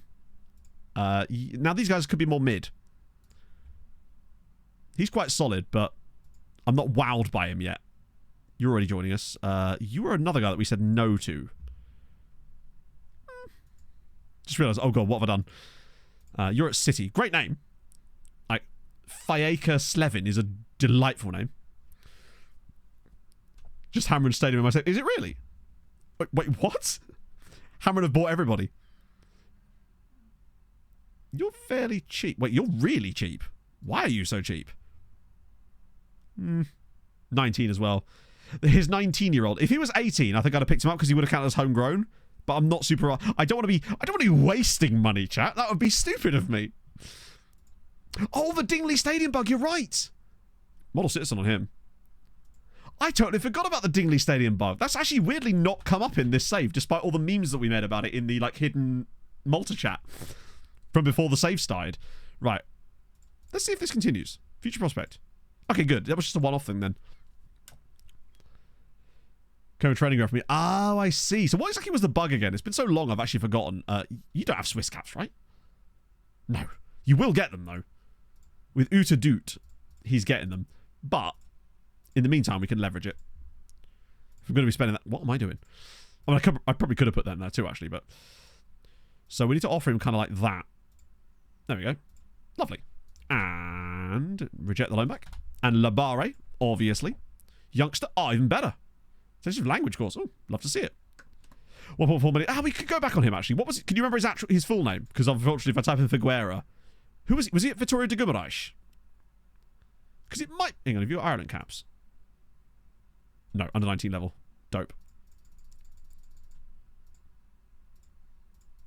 That should be right. I probably didn't even need to put that clause in there, actually. Convincing me to spend more money. Oh, it's De Coimbra. That's right, Comey bra. That might be why he's cheaper. Yeah, he's a model citizen, in fairness. Winger, so he'd be loan farm at best. See what his wage demands would be. Right. Still think he's worth trying to sign. Not immediately, apparently. But not too bad. Treasure, it doesn't. Mine hasn't, I should say. Not yet, anyway. There's always time. Here we go. Welcome in, Zona. How's it going, man? How's your day treating you? Hopefully it's treating you better than mine has. I'm actually going to have nightmares about that second leg of the Dortmund game. It's like, man who lost all hope now has lost hope that he didn't even know he had. That was me in the second game against Dortmund. Back from Bulgaria. Ooh, nice. Whereabouts? Oh, don't say Bulgaria. Or don't tell me at all. These are your choices. Hey, MX. Far too hot, really? Sunburn. Oh. What, as bad as... Is your hat... Are you peeling from where the sunburn is? Because I've been dealing with that all week. Sarajevo. I've never actually heard of that. But one of M's like bosses is Bulgarian. That's unfortunate. Not the Bulgarian part. The, the injury.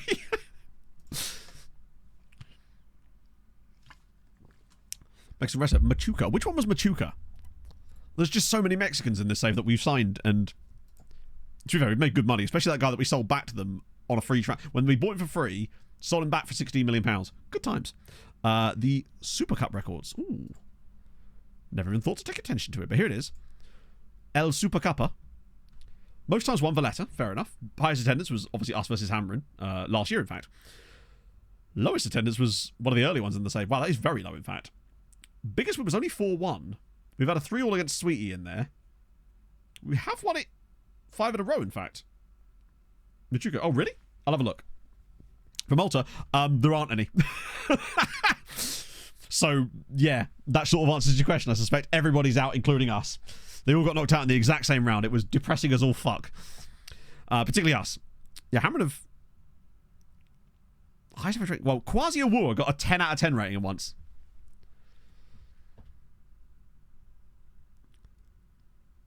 Used to be in a local level band. How do I support them? Still want to help them. The band I was in was never really at a level to really matter about that sort of stuff. Like, we were lucky if we get paid for a gig. Like, yeah, we played some gigs with some bands that then went on to do stuff. I always talk about Mallory Knox being one of them just because I really fucking like their music, but we played with them loads of times just because they were from the same kind of area. But it was things like buying merch, and like, we never actually released an album that was purchasable while I was in the band. We just had like random singles and stuff. It's bad for the coefficients because we were losing a really good year anyway. So it was always going to be tough. But to only get 14.6 in a year that I felt that we could do better is annoying. Oh, nice one. Max, that's awesome. Most Ballon d'Ors. I think it's still Mbappe. Or that ridiculous guy from Real Madrid. Yeah, we'll be able to build next year. It's just... It is a frustrating one because I feel like in previous saves we've been able to reach a point where we just kind of get to a stage where you're one of the best sides in Europe, and you're regularly like semi-final, final, almost every year because you're just good enough. Whereas it feels like that's almost impossible this year. It just doesn't feel like you can do that. Or for me anyway. Maybe it's just that I'm getting worse. Yeah, I don't know who's had the most. Guerrero's got 3. Mbappe's got 4, 5? 4 of them. Yeah. That's the other thing, Hadrian. I think that's why Poland next year, which I'm now sort of moving up to like 85% likelihood, is possibly perfect for this. I think it's perfectly placed. Philadelphia, yeah, that's still a crap bid. Build up. So basically with MTK, the way it worked was we reached a final randomly and surprisingly, which is exactly what we did in this save when we randomly went to that final against Man United. There was luck involved, but we got there a bit too early. Then, about 3 or 4 years later with MTK, that's when we then won the Champions League. And that's what I figured was going to happen last season. When we reached the semi-final against City, we were clapping teams left and right, and then just, you saw what happened then. That's what I thought was about to happen, and it's kind of gone the other way. Yeah, it certainly looks very likely that I'll do ban next year. Still not entirely 100% sure, but I feel like with the problem with... I wanted to do Outcast to Icons, but the issue quite simply would have been that the databases stuff wouldn't have been available. And that's a lot of extra database stuff to have to require on a brand new game as well. So Pineda's in. So, what was that guy? Machuca. I assume it... There's so many Machucas. I'm assuming it's this guy? I actually simply don't know. There's a lot of Machucas. Yeah, I think Poland with Wisła next year. Plus, it'll be a really fun place for us to go for the weekend. Just cool stuff, right? I originally was going to go... I can't believe... It's annoying that I didn't get to go to Ireland and do that. That sort of never quite came off in the end, but I'm glad I did go to Malta. Playing red. Do they really? No way. Yeah, Squad Red rules, it's very relaxed. What exactly is the rules in Poland? It's, if I remember correctly, it's basically nothing. Because I remember when I was doing it on FM 18 on YouTube, it was pretty much non-existent. So we'd have drawn Milan if we'd have gone through as well. Probably scrap it. Maybe. If we don't feel like we have to, then I won't. Because I don't want to change things too much, you know? Oh, no way, Zola. Yeah. So that's what I kind of want to... I want to revisit it. I feel like it was what really got me on this track of this type of content, and I feel like I didn't get a chance to really fully commit to it in the way that I would have liked to. Particularly with... I got that Poland nation to 5th. That Poland nation to 5th in that save when I knew nothing of the stuff I know now. And that's what makes me feel like it's the one. I was kind of hoping we'd know more about him by now. But we are getting Andre Holub. So there we go. Little Man 200. Thank you very much for the 8 months. Little Man 200 just sounds like a NASCAR truck series race that I would definitely watch. Did they lose to Milan? That's funny as fuck. Visit Red Zone in Spain. I was talking about this earlier. I was thinking about maybe doing Outcast to Icons as a YouTube series, but where every video is the entire time I'm at one of the clubs. Mags, thank you very much for the follow. Am I saying that correctly? Hello, Snuffler. Did you sign Lewis Mehmeti, North Macedonian, you delegated off to, didn't follow through with it tonight? Let's find out. Imagine if that was the dude that was ended up being picked up by the Skendia goalkeeper. Oh, we didn't sign him, but I'm not sure I can really be bothered to. I don't think he's actually that good. But if that is him, I'm assuming it is because he's North Macedonian. As it says in it, the amount of people that are probably still stuck with screen names that they made when they were like 13 years old. Cycle 2, good night. But no, that's what I was talking about, Dan. I was thinking about doing that this cycle. That wasn't an F25 thing. I was thinking about doing Outcast to Icons this cycle as a video series on the channel over the summer. Once I've worked through the little video list I'm working on right now, which is obviously the second tier Champions League, which I think is dope, and Hadrian's database for that is amazing. So that's going to come out hopefully on Friday. Then I want to try to do that rest of the World Cup one. And then, you're going to like this. It turns out that Hadrian's database setup, the way he's made it, means that potentially we could do a save or a database where every European nation is entered into the Champions League as normal, but all the teams from those nations are randomly selected from a pool of every single team in that nation. Kind of like we did with the random promotions video, but on a European Champions League scale. So every team gets random teams from their nations thrown into a European competition in the middle of the season. There is potential for it. Potentially. And I think that'd be very fun.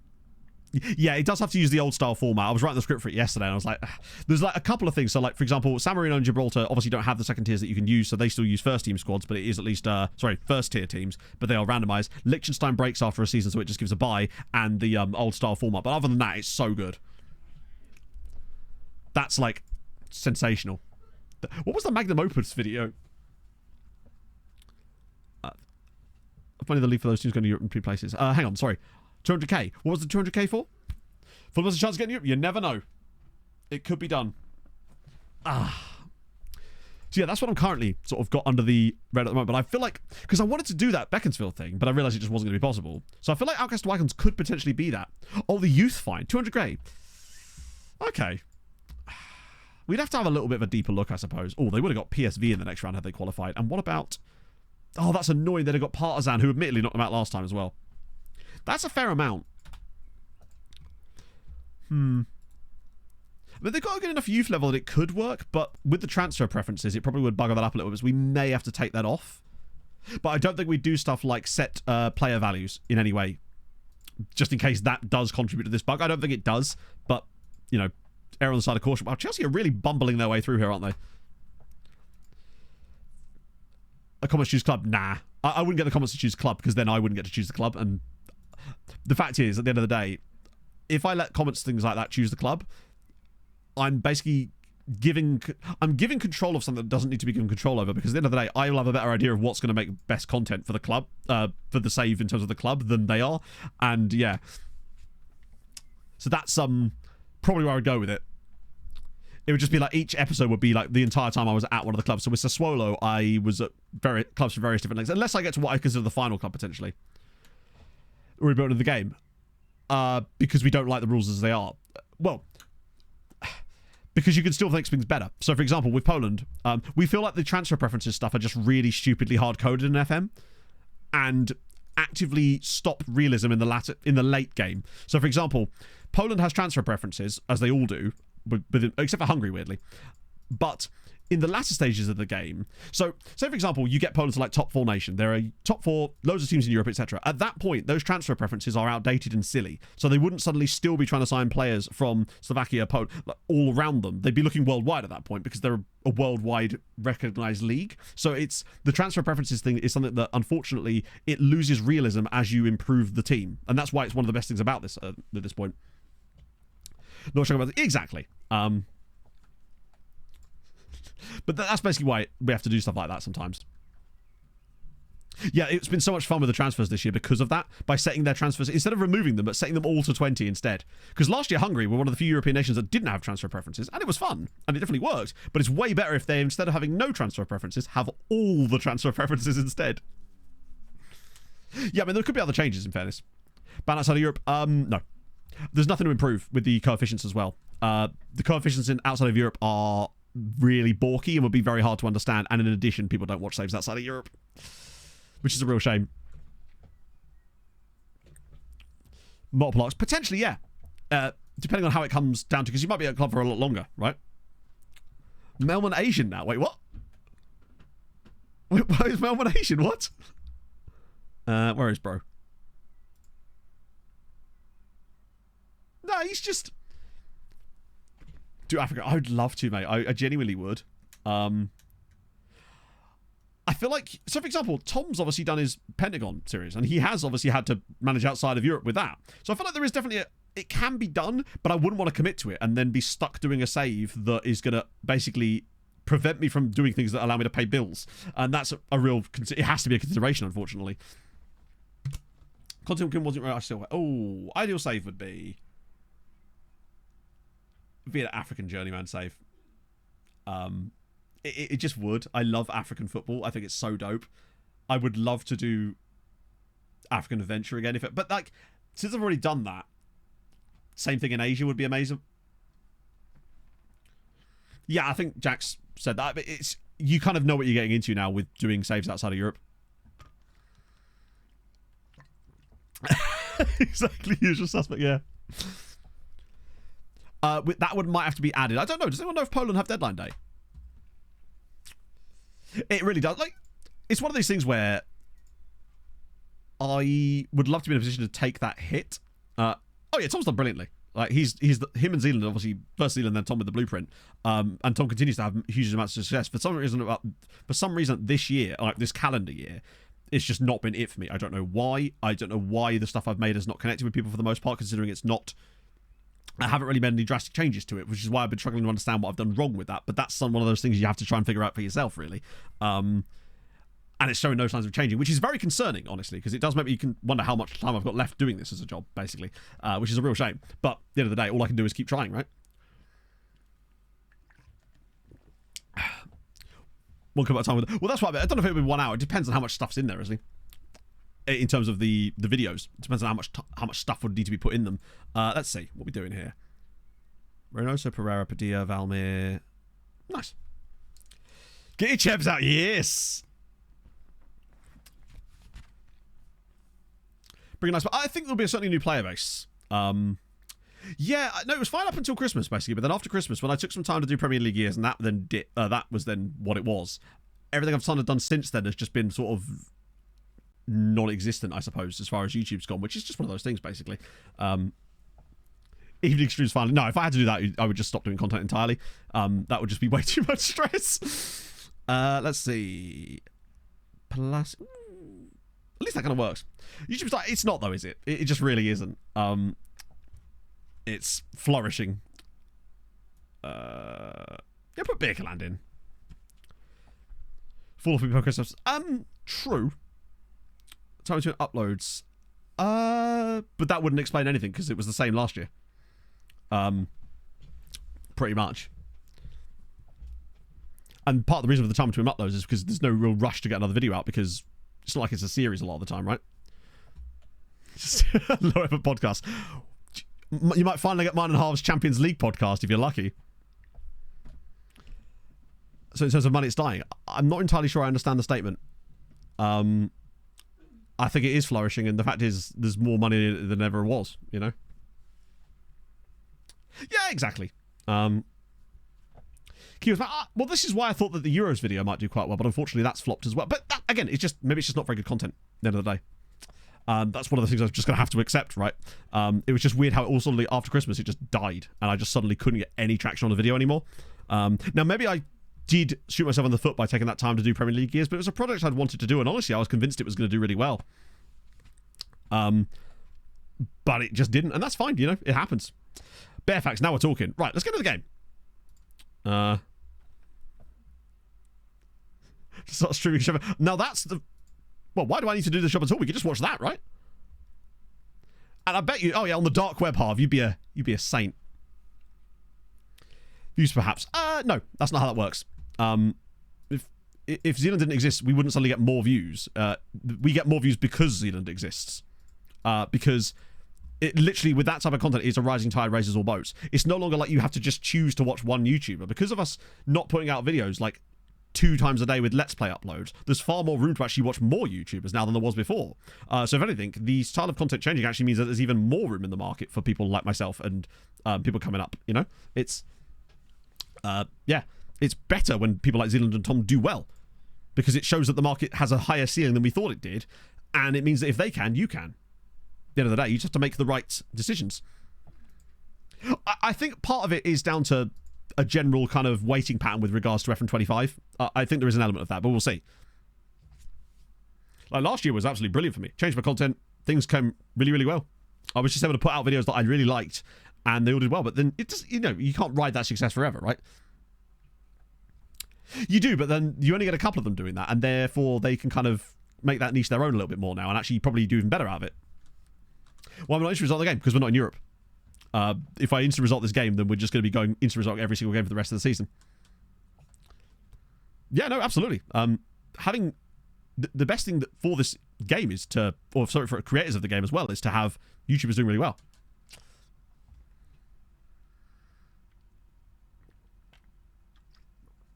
Yeah, it would. I mean, this is the thing. I've not lost my passion for it.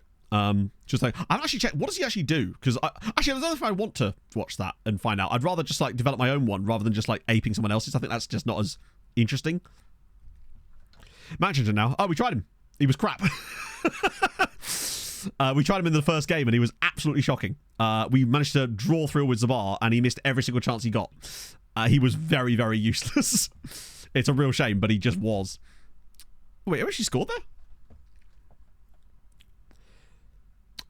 I think it's just, you kind of want to pivot away from it, but I'm just not big enough to pivot to anything else. So I actually like what I make as well. I really like, I actually genuinely do like FM. Like, as much as I complain about it, and rightly so sometimes, I genuinely do really like it. So isn't that way? But isn't that just what everyone else does, right? Backup, save it. No way! It is better. Just make sure you do even more saves. Custom skills. I don't think they're going to kill custom skins, but it's going to be very different. Even after the Dortmund games. Yeah, because, like, I don't want that to happen. It sucks. But I still enjoy... That's funny as fuck. Personally watch... I don't, really. Very often. I watch Max a lot of the time. Main reason I don't is because I don't want to accidentally parallel think my way into the same ideas as them. I like to try to stay away from it. And I'll only check in when I've got a video idea and I want to make sure no one else has done it. So I'll go through, look through the channels, make sure no one else has touched on that topic, because I don't want to just make the same video as someone else, right? That's just not fun and a bit kind of shitty. So I do try to stay on top of that, you know? Which is why I was actually surprised Tom hadn't done the rest of the Europe video that I was about to make for the Euros, honestly, because he's done so much cool Euros content. If he would have scored that. Would he have scored that? Doesn't matter, because he did.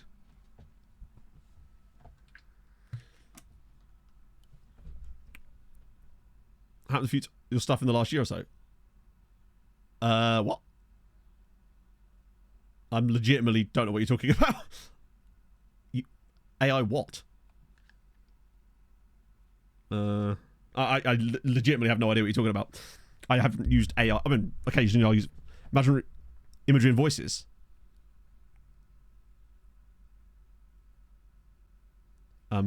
Yeah. I don't know. I don't know what you mean. Like, I think I used a little bit of stuff in the Aaron Walker video because, you know, hiring actors was quite expensive for a tiny YouTuber. But other than that, I literally don't know what you mean. Mid-Journey thumbnails. I don't know what AI voice you mean. Like, legitimately. What country? This is Malta. But I don't make my thumbnails Mid-Journey. I don't make my thumbnails in Mid-Journey. Premier League videos. Yeah, no, there was no AI voices in Premier League. That was all real voices. I literally got people from chat and stream to actually do the voices for me. That was part of the fun of it. In my stuff? No, he literally said my stuff. That's why I said it. Yeah, that's why I responded to it like that, because he literally said in my stuff. That's why I said it. Or did you not? Actually, wait, maybe you didn't. Hopefully, maybe you didn't. Happened a fair few times with your stuff in the last year. So there you go. Yeah. So I literally don't know what you mean. But anyway, we move. I haven't used AI voices. I actually put out a call for both Patreon and for people in stream to come and do the voiceovers for the Premier League years thing, and people provided clips for me. It was sick.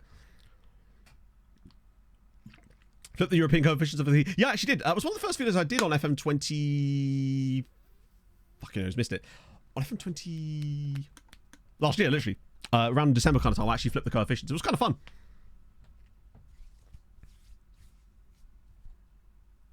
Lack of it. Give it one more. Yeah. Why is Palacio on the right, actually? Yeah. Did I put him there? I mean, hey, each their own, right? People watch or don't watch things for whatever reasons. I'm just saying that yeah. Right. He actually can do a job there, in fairness. Let's see. The Aaron Walker was the only time I've ever used anything like that, because what would you have me have done? Hire actors. Like, at a certain point, it's like, come on now. That's a way of smaller creators actually being able to compete on a bigger stage. But the only way I used a couple of AI pictures for that because, well, yeah. I'm not sure what else I could have done in that scenario. Regardless, that's the only time I've ever touched that stuff. But again, each to their own. So, what do we want to do? We're winning at least. Why am I doing anything? It's the first fucking half. Yeah, Krastev got injured, I think. That's true. Maybe the real AI is the dust on the microphone, potentially. The see it in GCSE drama, yes. I should have volunteered. But yeah, unfortunately, I don't think I'll be able to do that again, Mimir, because it wasn't particularly very successful. That was my last attempt at doing an old style Let's Play, and it just, yeah. Maybe if it was because of the formatting, potentially. But we'll have to see. The real AI is the friends we make along the way. It was actually the 13th minute half. I'll have you know, I'm much more incompetent than even you've given me credit for. Ah, dear. I know, Daz. Actually, that's mostly just because you're a bot, though, isn't it? Like, it's because you are AI. Maybe we're all AI. This is just a simulation, after all, chat. Except not in this particular game, because we didn't instant result it. I will forgive you. On this one occasion, I will forgive you. Let's go.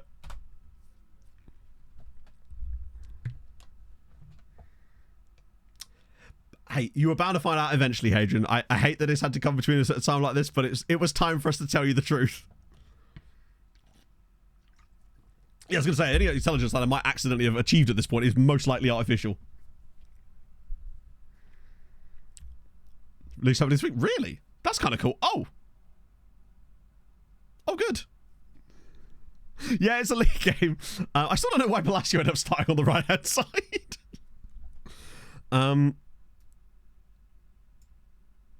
Right. Just change. Actually, get Sauschnigan. I feel like he's kind of got a... Tell you what. Alberto. I don't know why I'm making more subs. I should probably bring on a left back. You know what? No. Fuck it. We don't need it. We don't need left backs. Screw them. Multistation, you take a quick look around. I've just never been a big fan of making that type of content. I know that's like quite popular, but it's just never been a type of content that I'd ever want to watch, and as a result, I would feel icky making it, I guess. Pointy toast, butter usually. Do some streaming, yes. No, seriously though, if you do, get in touch. I'll help you in any way I can with like whatever you need, really. You know, pasta recipes, boil the water for you, etc., etc. So it's not with nobody. Oh, I wonder. He's already injured. Let's try it again with Vida. Can we do this? What's positions with? Oh, no. You can't do it. It has to be a person rather than a role. God, why is this the one time that FM chose to be well programmed? Like, on this occasion, could they just give us a break? Silly FM. Oh, so annoying. Just send to mark them. Just running across every single time. E proper does Big McQuarrie. That's a great header. Sub header. Oh, lordy lord. That took such a long time to recover from that. Like, I have quite coarse leg hair, and it took a good amount of time to get that to grow back again. Particularly as I tried to shave it first and went, nah, this is not happening. I just couldn't go anywhere in shorts for like 4 months. Pretty much.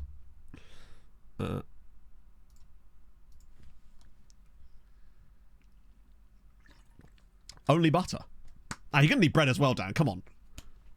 Still in the Champions League? No. All of us went out in the exact same round because this game is shit. I will keep saying that every time because those 2 games against Dortmund might be the worst experience I've had on FM in years. And it's weird because every time I feel like I say that, it goes, hang on a minute. I can do one better than that. Next year we'll go out having the opponents... We'll lose both legs 1-0 and they'll have no shots in the entire game. It'll just be 2 own goals. Knee-high socks. I'm like, oh, we'll be stockings the entire time. Did the mic go a bit funny there? Weird. Big Ikara lost to Standard Liège in extra time, and what was I thinking? Oh yeah, and Sweet lost to Chelsea, which is fair. Don't shop at all. Yeah. It is what it is, right? 24-hour stream. For what purpose? I mean, at some point I would like to do something like that, but I haven't really got a purpose to do so at the moment, and certainly not right now, no. Shave my head, I'd imagine. It's the only feature I've got. Don't deprive me of it, damn it. Yeah, well, they won the first leg against Standard, but we just knew they were going to lose the second leg, and they did in the end, and went out in... they got 2 goals scored against them in, like, the extra time. Got them in the end. Just played... I might just become a Balatro streamer. Right, what's that done for our budgets? Should be alright. Yeah, that's fine. Baking hot. Think of the blondies. As if he wants an improved deal for Alberto. No! What are you on right now? Also, did you do anything in that game? He's got 26 grand a week right now, and he wants more. Crazy. To Spurs transfer. He wasn't a big fan of it, would you believe, Bagpuss? Crazily, not a big fan of it. Yeah, the goal difference is fairly... I've got to ask for an accusation, don't I? There we go. Good lad. Good lad. He's our best player. He's suddenly something Modric is... Why is Modric doing press conferences? I'm here for it. I just don't understand it. Oh, dear.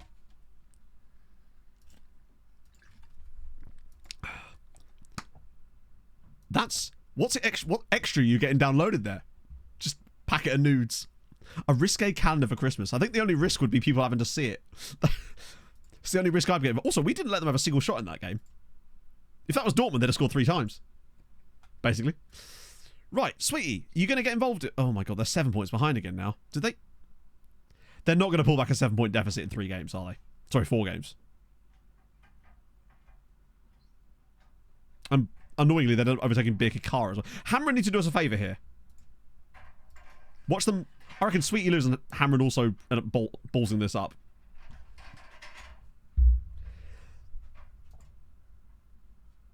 Are you kidding me?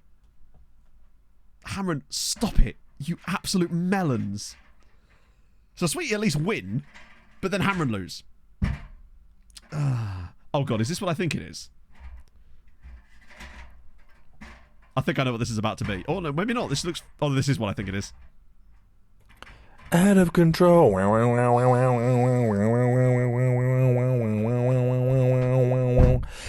of control.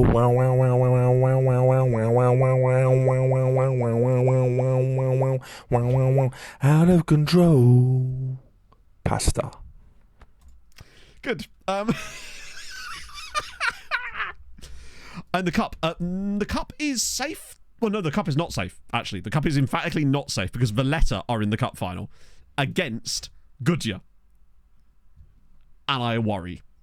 Because if they win the cup, not only would that deprive us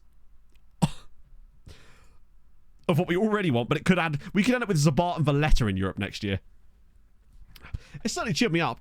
I spelled knockout wrong. I didn't, did I? I actually did. Useless. Useless streamer. Welcome aboard. What a time to join that is. Lordy lord. There we go. Yeah, Nossouts. And you think... Right, James, if you weren't such a good citizen and hadn't pointed that out, that would have ended up being the title of the VOD recap too, because I would have just copied it straight over, because it just automatically imports the title and I just add the number in front of it. You've just deprived the VODies of being able to comment that. Yeah, that's why we lost. That's why I'm failing at my job. It's that kind of oversight. Hey, imagine if I could, like, focus on stuff. Maybe I should go back to the doctors. Also, chat, if you look very closely over my right shoulder, you could see the window cleaner. See his silhouette. Occasionally. I can't have a bunch of coaching nuts. Yeah, I'm actually on the ground floor now. You could have done. The title, it was right there. But no, you're deprived of your fun. A bird trying to get in. Not sure, Blaster Vika. Probably, but I'm struggling to get the diagnosis part. Bring him for a collab. I think he's gone now. Although it is now about to get very, very hot in here because I definitely heard him close both of the windows. It's just speaking of Patrick, I might be seeing Patrick soon because Pog got a text on yesterday from her mate that she's having a birthday party, a birthday garden party, no less. And that means that if we go, I get to see Patrick. So, let's play against pirate noises. So there's a chance there. I think that's most of you. If I'm honest, Anarith, I felt that today. I feel attacked, personally.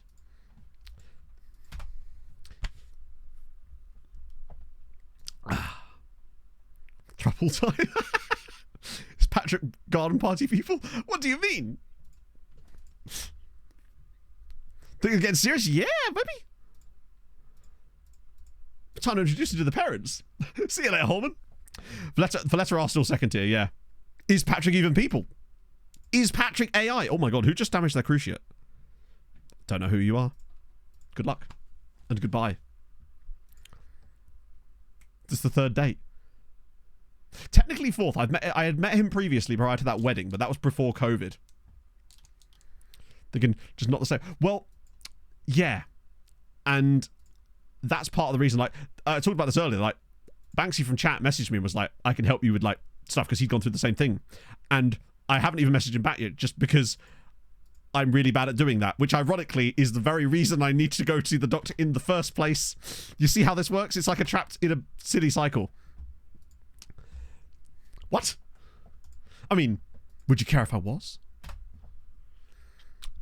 I can't believe FC Copenhagen only lost 1-0 to Barcelona over 2 legs. Crazy. Who is Patrick? Sorry, I should stress. Patrick is Pog's friend's boyfriend, who I went to a wedding last year, who was one of Pog's other friends, and obviously she was there too, which meant he was there, and I met him and we just spent the entire night basically bonding, because he's an absolutely dope fella. So any excuse to hang out with Patrick, I'm there. No, I've got the link, Paolo. I just want to... What I was trying to ascertain is to how I actually approach my appointment when I can get one. Basically, not with them, but with my actual GP. Because it seems to be a bit of a minefield of people saying that their GP refused to do it and all this sort of shit, and I can't be arsed with that confrontation level. Trophy records page. We're going deep today. A bit of Malta. There we go. Boom. 21 titles. Matt is Pog's friend. Patrick is Matt's boyfriend. Yeah, there you go. You've done it. Exactly. I can get the confrontation here for free. Exactly, yeah. Act like Carl said that's true. In fairness, the doctor I dealt with last time, that must have been us throwing it to Hamron, right? That must have been us throwing a result to Hamron. Get promoted. They probably do have a chance to get promoted, but I still don't want them to win the cup. Oh, hang on. Aren't these the guys that didn't make the cut?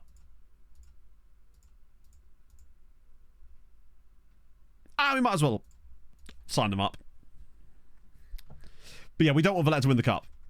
Because even if they were to get promoted, they'd still be absolute trash compared to, say, someone like Bikikara or Zabara or someone in that kind of ilk. A Brazilian Patrick. I think there's a chance. Potentially. There's loads of Patricks. Obviously, let's just type in Patrick and sort by Brazil. There you go. Three Brazilian Pat. Oh, we've literally got a Brazilian who's called Patrick. That's just his full name. 17 years old. Plays for Costa Rica MS. Yeah, so I did there was like this pre-screening thing, Danny, that I did, where it was like, if you score higher than 4, you need to talk to them, and I got a 6. But I don't know how detailed that actually was. What is his full name? Does he have a second nationality? Oh, he's Portuguese too. And he's free. We're getting him. His name is Patrick Biotto Fernandes. We've got to get Patrick of Costa Rica. Born in Costa Rica. Brazil. Right, we'll have you. For the Lonely Farmy. Why not? Love to see it. Oh. Wait, what's this? Just straight... Oh, I've seen a few Toms. Tom would be loving that. Team of Toms. Trade me up for the... I'm really bad at confrontation. I'm a people pleaser. I'm also a proper, like, I just can't be... Most of the time it's just because I'm more interested in a quiet life and I just can't be arsed with it. I'm just like, why? Like, I'm be bothered. So we're hungry. I think you're right, yeah. There was a keeper Tom, wasn't there? Potential. Right, have that. Just disagree with everything you say. Isn't that just normal? What am I must responding to? Oh, right. Loan back. Right, so I said maybe. Yeah. But I feel like basically if I can get a diagnosis, then it's a case of I can maybe actually get some treatment for it in some way that can maybe help, because I feel like if that is the case, I've possibly like lost a lot of potential. I'm like that regen you sign that has a really weird personality type, and as a result he's got like decent PA but he never develops because his personality is all wrong. I feel like this might make me a model citizen.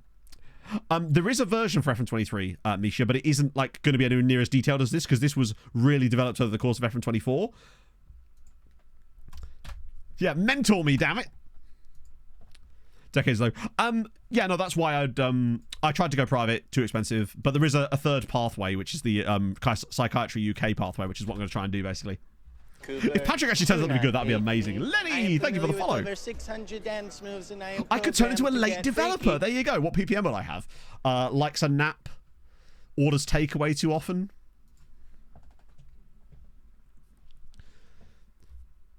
Contacted them 2 years. Jesus Christ. I think the reason I feel more confident about it is because when I spoke to this GP last time, this was last January, she seemed far more receptive to... I hate going to the doctors because every other doctor I'd spoken to at my local doctors has been just useless over the years with anything. Not that I hadn't spoken to them about that specifically, but they argues with Rev, argues with SI. Whereas this doctor was a different one that I'd never had before. She was new and she was far more like responsive to it. So prone to trespassing? No, we're not in the UCL, unfortunately, because just the worst pair of matches I've ever seen in my fucking life in terms of just FM at its absolute worst. One of these days, Vieira's going to hit 5-star. I can feel it. It's the one thing he's missing.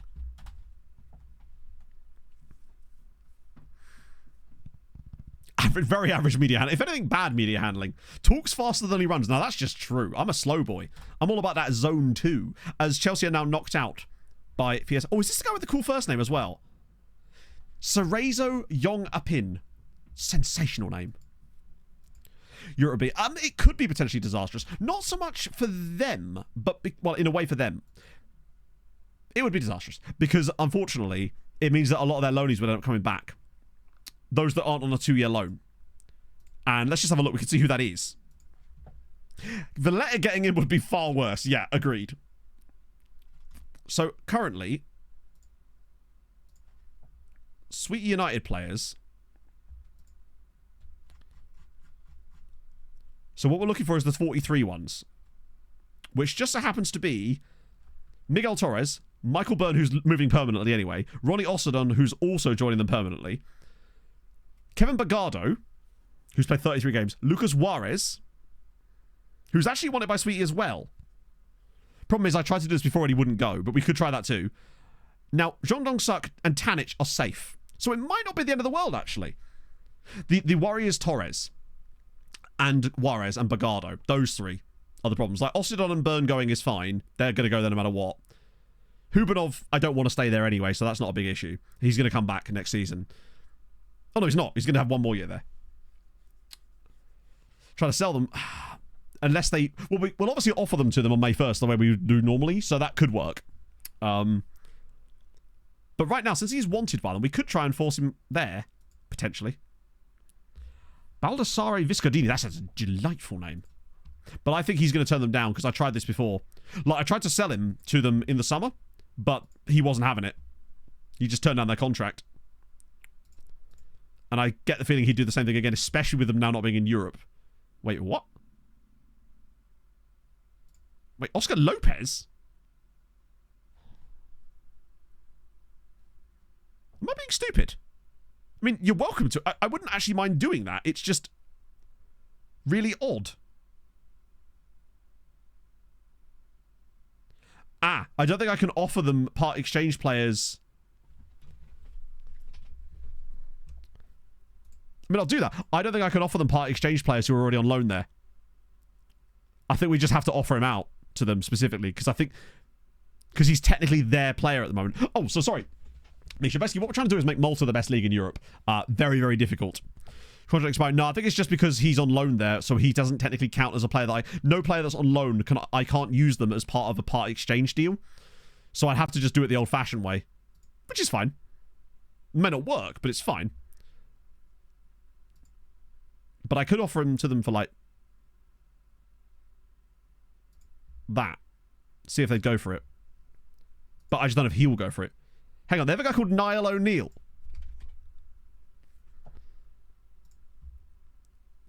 In, like, what, their youth team? Oh my god, they do. Niall O'Neill. Superb. Most loan, most stars. I think there's a few guys on quite a big glob of players now on 3 stars, which is decent.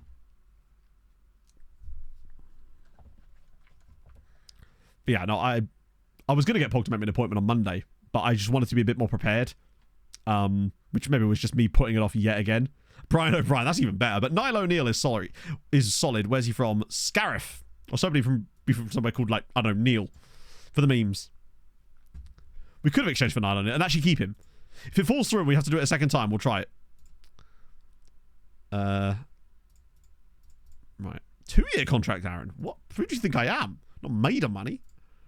Let me just offer you 200 grand a week.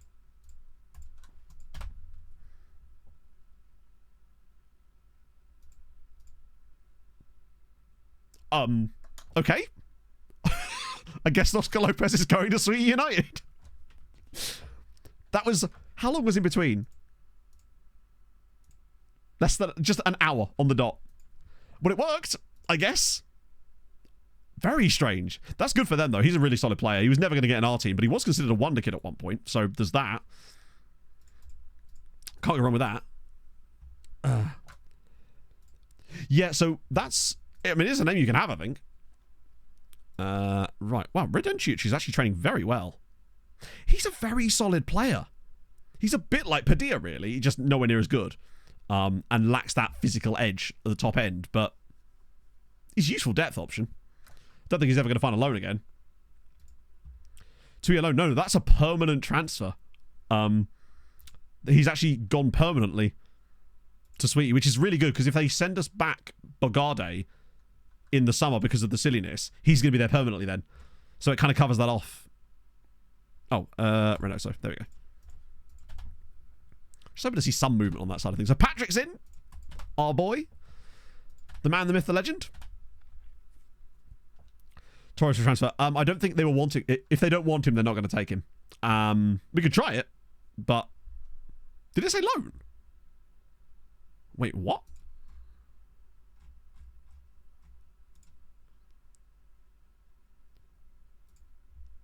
You're right. It did say that, and there's no reason why it should have said that, because it's literally not a loan. You can't offer players for loan with part exchange when you're outside the transfer window. No explanation for you, chat. Not one at all. He's very much going on a permanent deal. We should be able to see this by looking at the future transfers.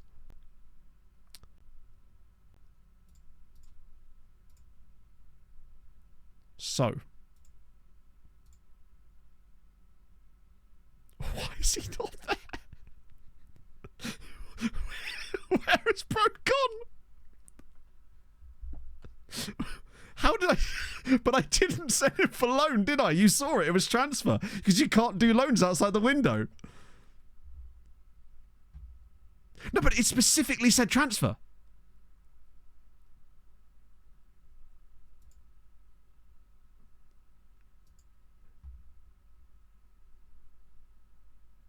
Check future, that was future transfers. That page I'm on here.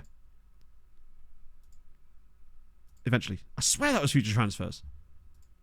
This is the future transfers page. It's not showing the guy coming in either. Have we just broken the game? Because I definitely had transfers selected. You better check it on the VOD. Didn't accept. There was nothing to accept. It goes through. It either goes through or it doesn't. I think.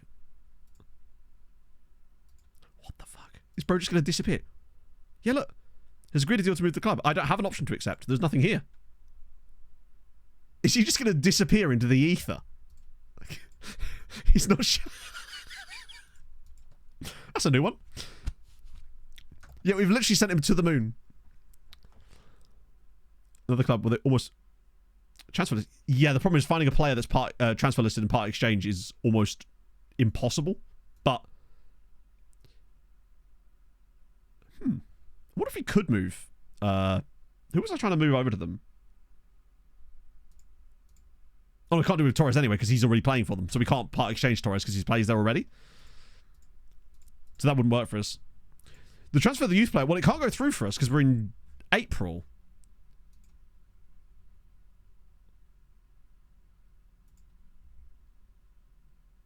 We actually tried exporting the club list to see if we could get the team report thing that says bid. Under a transfer bid, but... Confirmation. What confirmation? I don't understand. What has Oscar done to me? Still to accept, but I can't accept it. There's nothing to accept. There's nothing for me to accept. It said he's set for the move. Wow, what? Oh, some money there. Yeah, it already says it's accepted. So... Oh yeah, we click on Zara. Wait, where is he? It literally said... Lopez set to sign for Sweet United. That's the one you get when it's confirmed. Offer accepted. Aaron Zara. In talks with Cyrus. What are you talking about? Chat, we've broken it. But it says he's already accepted it. I'm so very confused. FM Trilly is pulling out all the stops today. Autosave on hand. The last autosave would be on the 18th after the Arur game, which is annoyingly. Oh no, I'd have one before then, wouldn't I? Yeah, the problem is I can't keep a... it's not easy to keep a copy of them. Hang on, let me just save as here. That way it won't overwrite... Though, or will it? The problem is, will it? Actually, I know what I'll do. I will just turn off autosave. Save it manually, save as. Then send you the file, then turn it back on again next time. You can in chat. Yeah, Danny, could you send it to me as well? Like, properly? Like, on Discord or something? Just so I can have a little look at that sort of information. It's a bit of a long-winded way of doing this, I realise, but it might be our only option here. 5 teams in the Champions League quarterfinals. That's insane. But also entirely expected when it comes to England, sadly. Right, so now I'll make a different version of the save file. What? Proper final. Yeah, that's right. Finascal.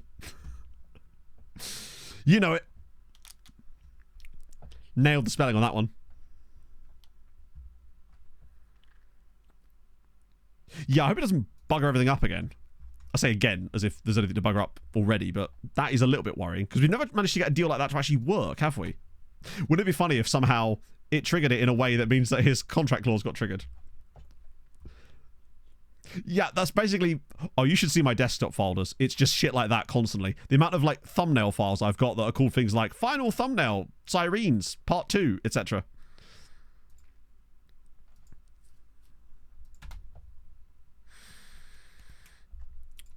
Yeah, that's... I've heard things about stuff like that before, but not that exact thing. I am worried, though. Because that's... I've never seen that before. Because it should have gone through and it just hasn't. And I'm worried that he's going to get stuck in limbo. Which, at the end of the day, if that does happen, it's not the worst thing in the world, provided everything else isn't broken too. But this is Football Manager, and it has a habit of being domino effects a lot of the time, where it will just randomly start ticking things up. Hang on a minute. There's a guy called Gutenberg. I just saw that out the corner of my eye. Who's just moved to Chicago Fire from Sport Recife. His actual name is Gutenberg Swain. That name is brilliant. Oh. That is a lot of English sides. Only time 2 years... It was one of the worst youth intakes I've ever seen. Which is, generally speaking, how our youth intakes go. Ah, cheers, Danny. I will try to act upon it. If I can sort my brain out for long enough to make it actually do anything. It means I'm probably in the worst possible line of work for that as well, when I'm the only one that has to, like, do anything. We'll start with 4th round qualifying. The whole season. Really? That reminds me a bit of what happened with my Poland save. Yeah, we could do a reefy there. Oh, yeah, no, I want to try that idea of yours to at least shut you up for a bit. No, I'm messing. I want to try that anyway.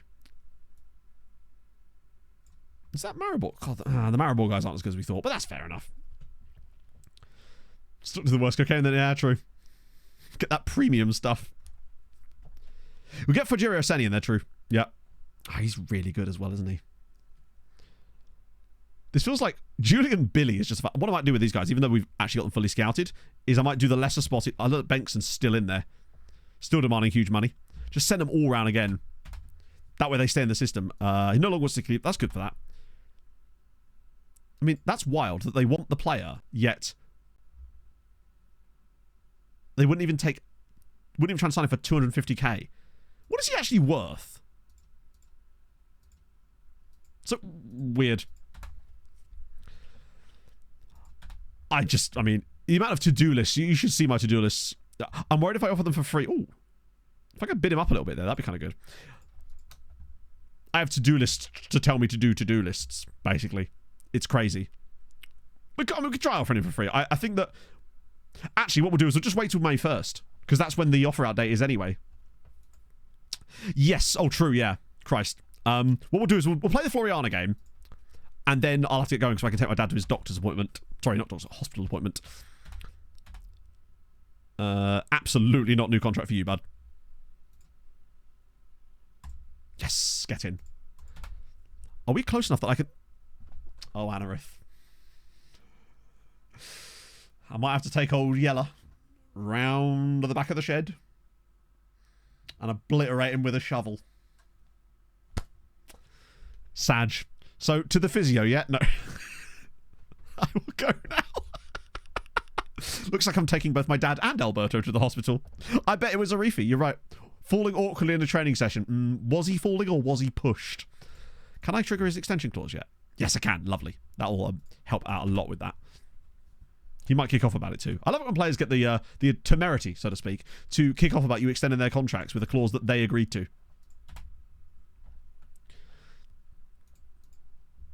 Loris Duchesne, great name. Borg's doing bits.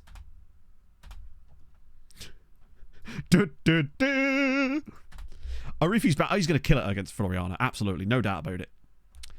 So I guess the real downside that we've got here is... Oh, yeah. Is the fact that Sweetie are not going to be in Europe next year. Luckily, it's crazy how few loans Sweetie actually had from us. They just had some banging loans. But what it means potentially, though, is that next time they do get into Europe, which will be next season, let's be honest, they might take a huge new batch of them, and it might allow us to sort of almost refresh Sweetie a little bit, because they have been a bit laggy. Like, they've been falling off the wagon a little bit lately. I love how competitive everything else is. Zabar have done way too well. The last thing we want is Zabar getting into second, though.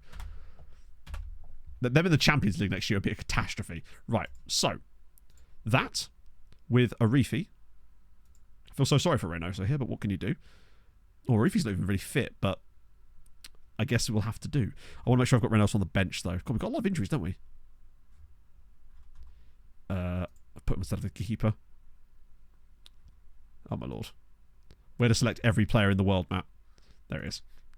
I feel like there must be a more efficient way that they can make it so that you can select subs. So, we want to put him as a... I'll do next match only. So as a poacher, like that. Any other instructions?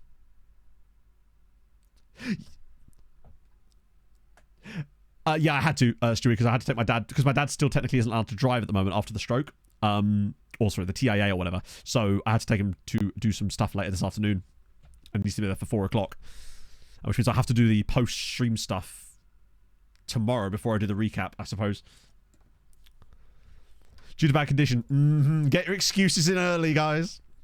Mark central centre-back. Oh, okay. Oh, so he sits right in between.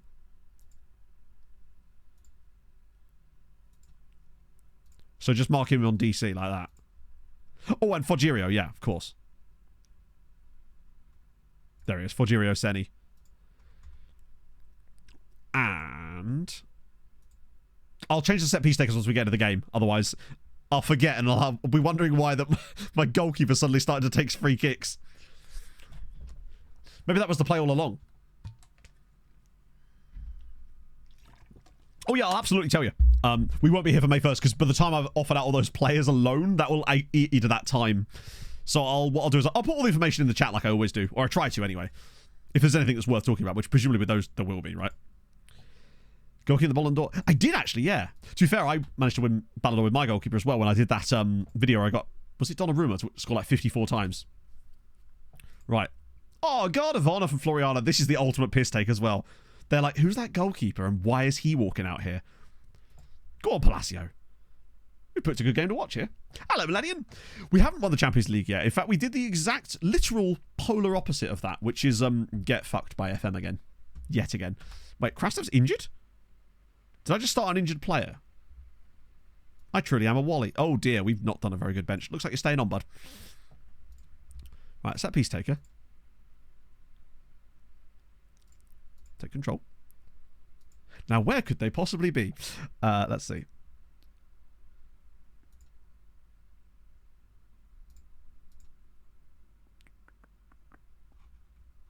There he is.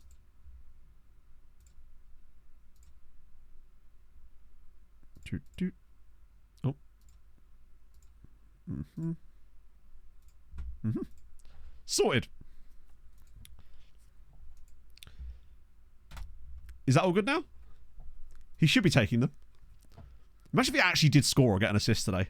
Or a penalty, perhaps? Get on pens? He's got decent pens as well, remember? I'm going to say he has decent pens. Oh no, it's a lie, he doesn't. He has emphatically poor penalties.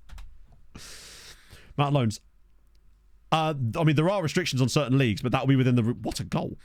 That'll be built into that league's specific rules themselves. So which league are you managing in, Jens? But usually there's a... So, for example, there is a worldwide, or at least, I believe, rule on the number of foreign loans you can have. Wait, have Norway got maximum 8 loans now? Wow, okay. Looks like we're building a nation there at the right time, then. I was not aware of that. Okay, we're getting an early lead. 8 domestic 2. Yeah, that's absolutely sucky. It's the last thing you want. I don't know if there's actually even any other games going on right now. But not that it matters. They're 6 points away with, like, fucking... They literally cannot catch the bar. 9 points. Yeah, they literally can't catch them. Here he comes. Sending on... Wait. Corners? Did I put him on corners instead of free kicks? Ah.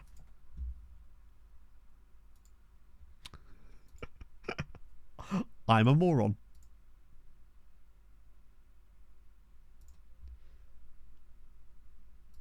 It does occur to me that I have, in fact...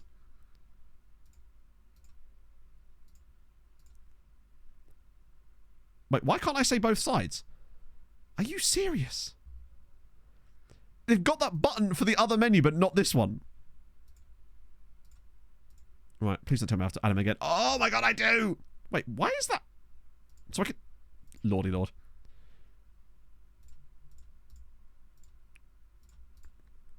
Considering this is brand new to the game this year, it sure is, like, unnecessarily annoying.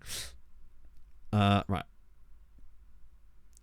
And weirdly, this one doesn't have footedness as a factor either. So just let me do it. Right, there we go. There he is. Right. Now. Confirm changes. Yeah, the loan stuff, it definitely does work. It just does take a long time to get stuff going with it. Go on, keeper. Get the keeper involved in the play.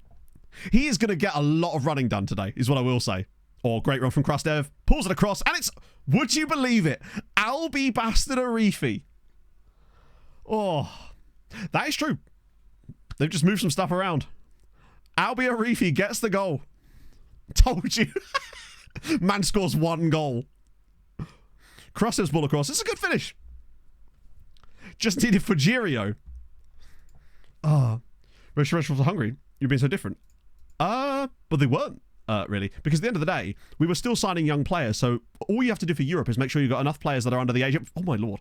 That sign for you when they're under 18. Sorry, under 19. So as long as they sign for you when they're under 19, they will eventually count as homegrown for Europe. And as long as you get, like, a conveyor belt of those guys coming through, you're actually fine. You will often find a crossover period where it gets a bit tough in the first couple of years when you start getting European games because you won't have enough guys that are qualified yet. But over time, it just becomes really easy because you just keep bringing through players. As long as you sign them before they're 19, they will count as homegrown.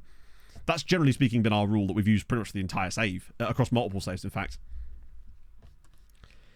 Yeah, like just one button that says take free kicks. 5 key passes, by the way, from Fujirio Senate. That's one way of getting your goalkeeper to have good ratings. So, Krastev, we don't have anyone to bring on. There's no one on the bench that can play that role other than Fofana. I guess I could bring on Palacio, actually, and then... Oh, for God's sake, where's Lofi gone? Fofana's in, bud. That is indeed the key, yes. Doesn't work to get homegrown. I suspect that might be because of the fact that it's Norway and it's a summer league, and I have noticed some weird stuff. We did have some odd issues with Norway on that exact thing. I think he's doing his best. anytime between their 19. Bear in mind, when I say sign, they must join you. Not like the date you sign them, but like the date the player actually joins the club. Homegrown for the Champions League. He'll be homegrown. Well, depends. It depends who you loan him to. If you loan him to a domestic side, then he'll be homegrown trained in nation, but not homegrown trained at club. If you loan him to a non-domestic side, then no, he will lose that status because he won't have been training in that nation anymore. So a lot of the guys that we've loaned out, for example, to other Maltese sides, they'll have homegrown trained in nation, but they won't have homegrown trained at club. And you need 4 of one and 8 of the other. So you do need to bring through a few guys that don't ever go out on loan. What was that? That wasn't even Fofana. That was Palacio. I probably should put Palacio back on the other foot. Yeah, I was thinking the same thing. I've just created a massive trouble for ourselves there for no reason. I mean, he's still useless, but he's less useless this way. Also, Gertas the Volante. It's a thing that's happened there. Oh, Valenhaupt. Why not? Probably Bamba too. While we're here, since the bench is utterly all over the place.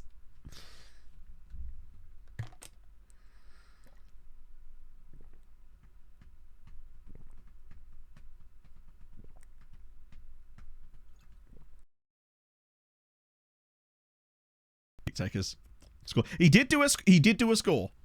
Can't deny that. He did a score.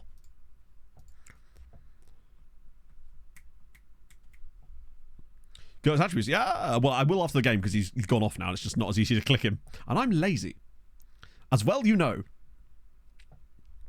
Like, oh, one more goal. I know they're fighting for their lives and everything. Just drill one, Vieira. I'd love to see it. Oh, nice from Valmir. 11 goals this season from Valmir is actually a really big step up from where he was last year. Yeah, Luton, I thought they were going to be what Sweetie are, basically. They were supposed to be the Haladash, but I think they did it too soon. They got too keen too quickly. And now they've just become an absolute mess, as you can see. Once they had that first relegation, it was over for them. Wait, was that us winning the title? Didn't they just do the Guard of Honor? Don't they normally do that? Doing stuff is for chumps. Agreed. Although I suspect that there may be brain chemicals that are stopping me from doing it. I've got something... Always important to have something to blame. Wait, what? Should be given match spirit. I would not be playing him as a right wing back. You're all right. Right, let me just quickly check on Gertie boy. Yeah, the 7 finishing is where... As a Volante, he's not quick enough for me to get up and down the pitch as much. Although he does have the stamina, he's just so much better as a ball-winning midfielder that can actually pass the football as well. And I feel like having a ball-winning midfielder that can pass is a really fun aspect of things. 16 passing and 12 vision. It's so useful to have him on the ball as that ball-winning midfielder. Love that for him. Right. Dope. Right, since I've got to go take my dad to things, that might be a good cut-off point for us there. Did I actually say that properly? I did, didn't I? I'll just say it like that. Hadrian, I'll send you over the one I can find that's got the right date on it, so it's prior to us doing that. See if you can figure anything out for it. But yeah. So, apologies that didn't go exactly the way we were hoping for today. England 24-point season, by the way, as well. Just casually plopping one of those down. Just slapping their dick on the desk. It's not what we wanted, but I felt like after that first leg, there was simply nothing we were going to do was going to make any difference, right? It's just one of those things. But, on the plus side, it went exactly how expected. Except it didn't. It somehow went even worse than we were expected. It went... I lost hope that I didn't even know I had. So, with that in mind, let's find someone to raid. On this fine afternoon. Ooh. Actually, I'm going to raid JM because I was trying to raid JM? Oh, no. I was trying to raid JM on Sunday, and then I failed. So we're going to actually succeed this time in the raid. That's the least I can do. So I'll see you lovely people on Thursday. It'll be transfers, which is going to be banging. Particularly as we've already done like shitload. Earlier, yeah, it had to be done. I had to go. Sure he's still alive. Well, I guess we're going to find out, aren't we? So yeah, I'll be back on Thursday. If you haven't checked out this video, check it out, I suppose. Recap on that one as well. And yeah, the second tier Champions League is going to be coming up hopefully Friday, which I think is going to be super duper fun. So I'll see you lovely people on Thursday.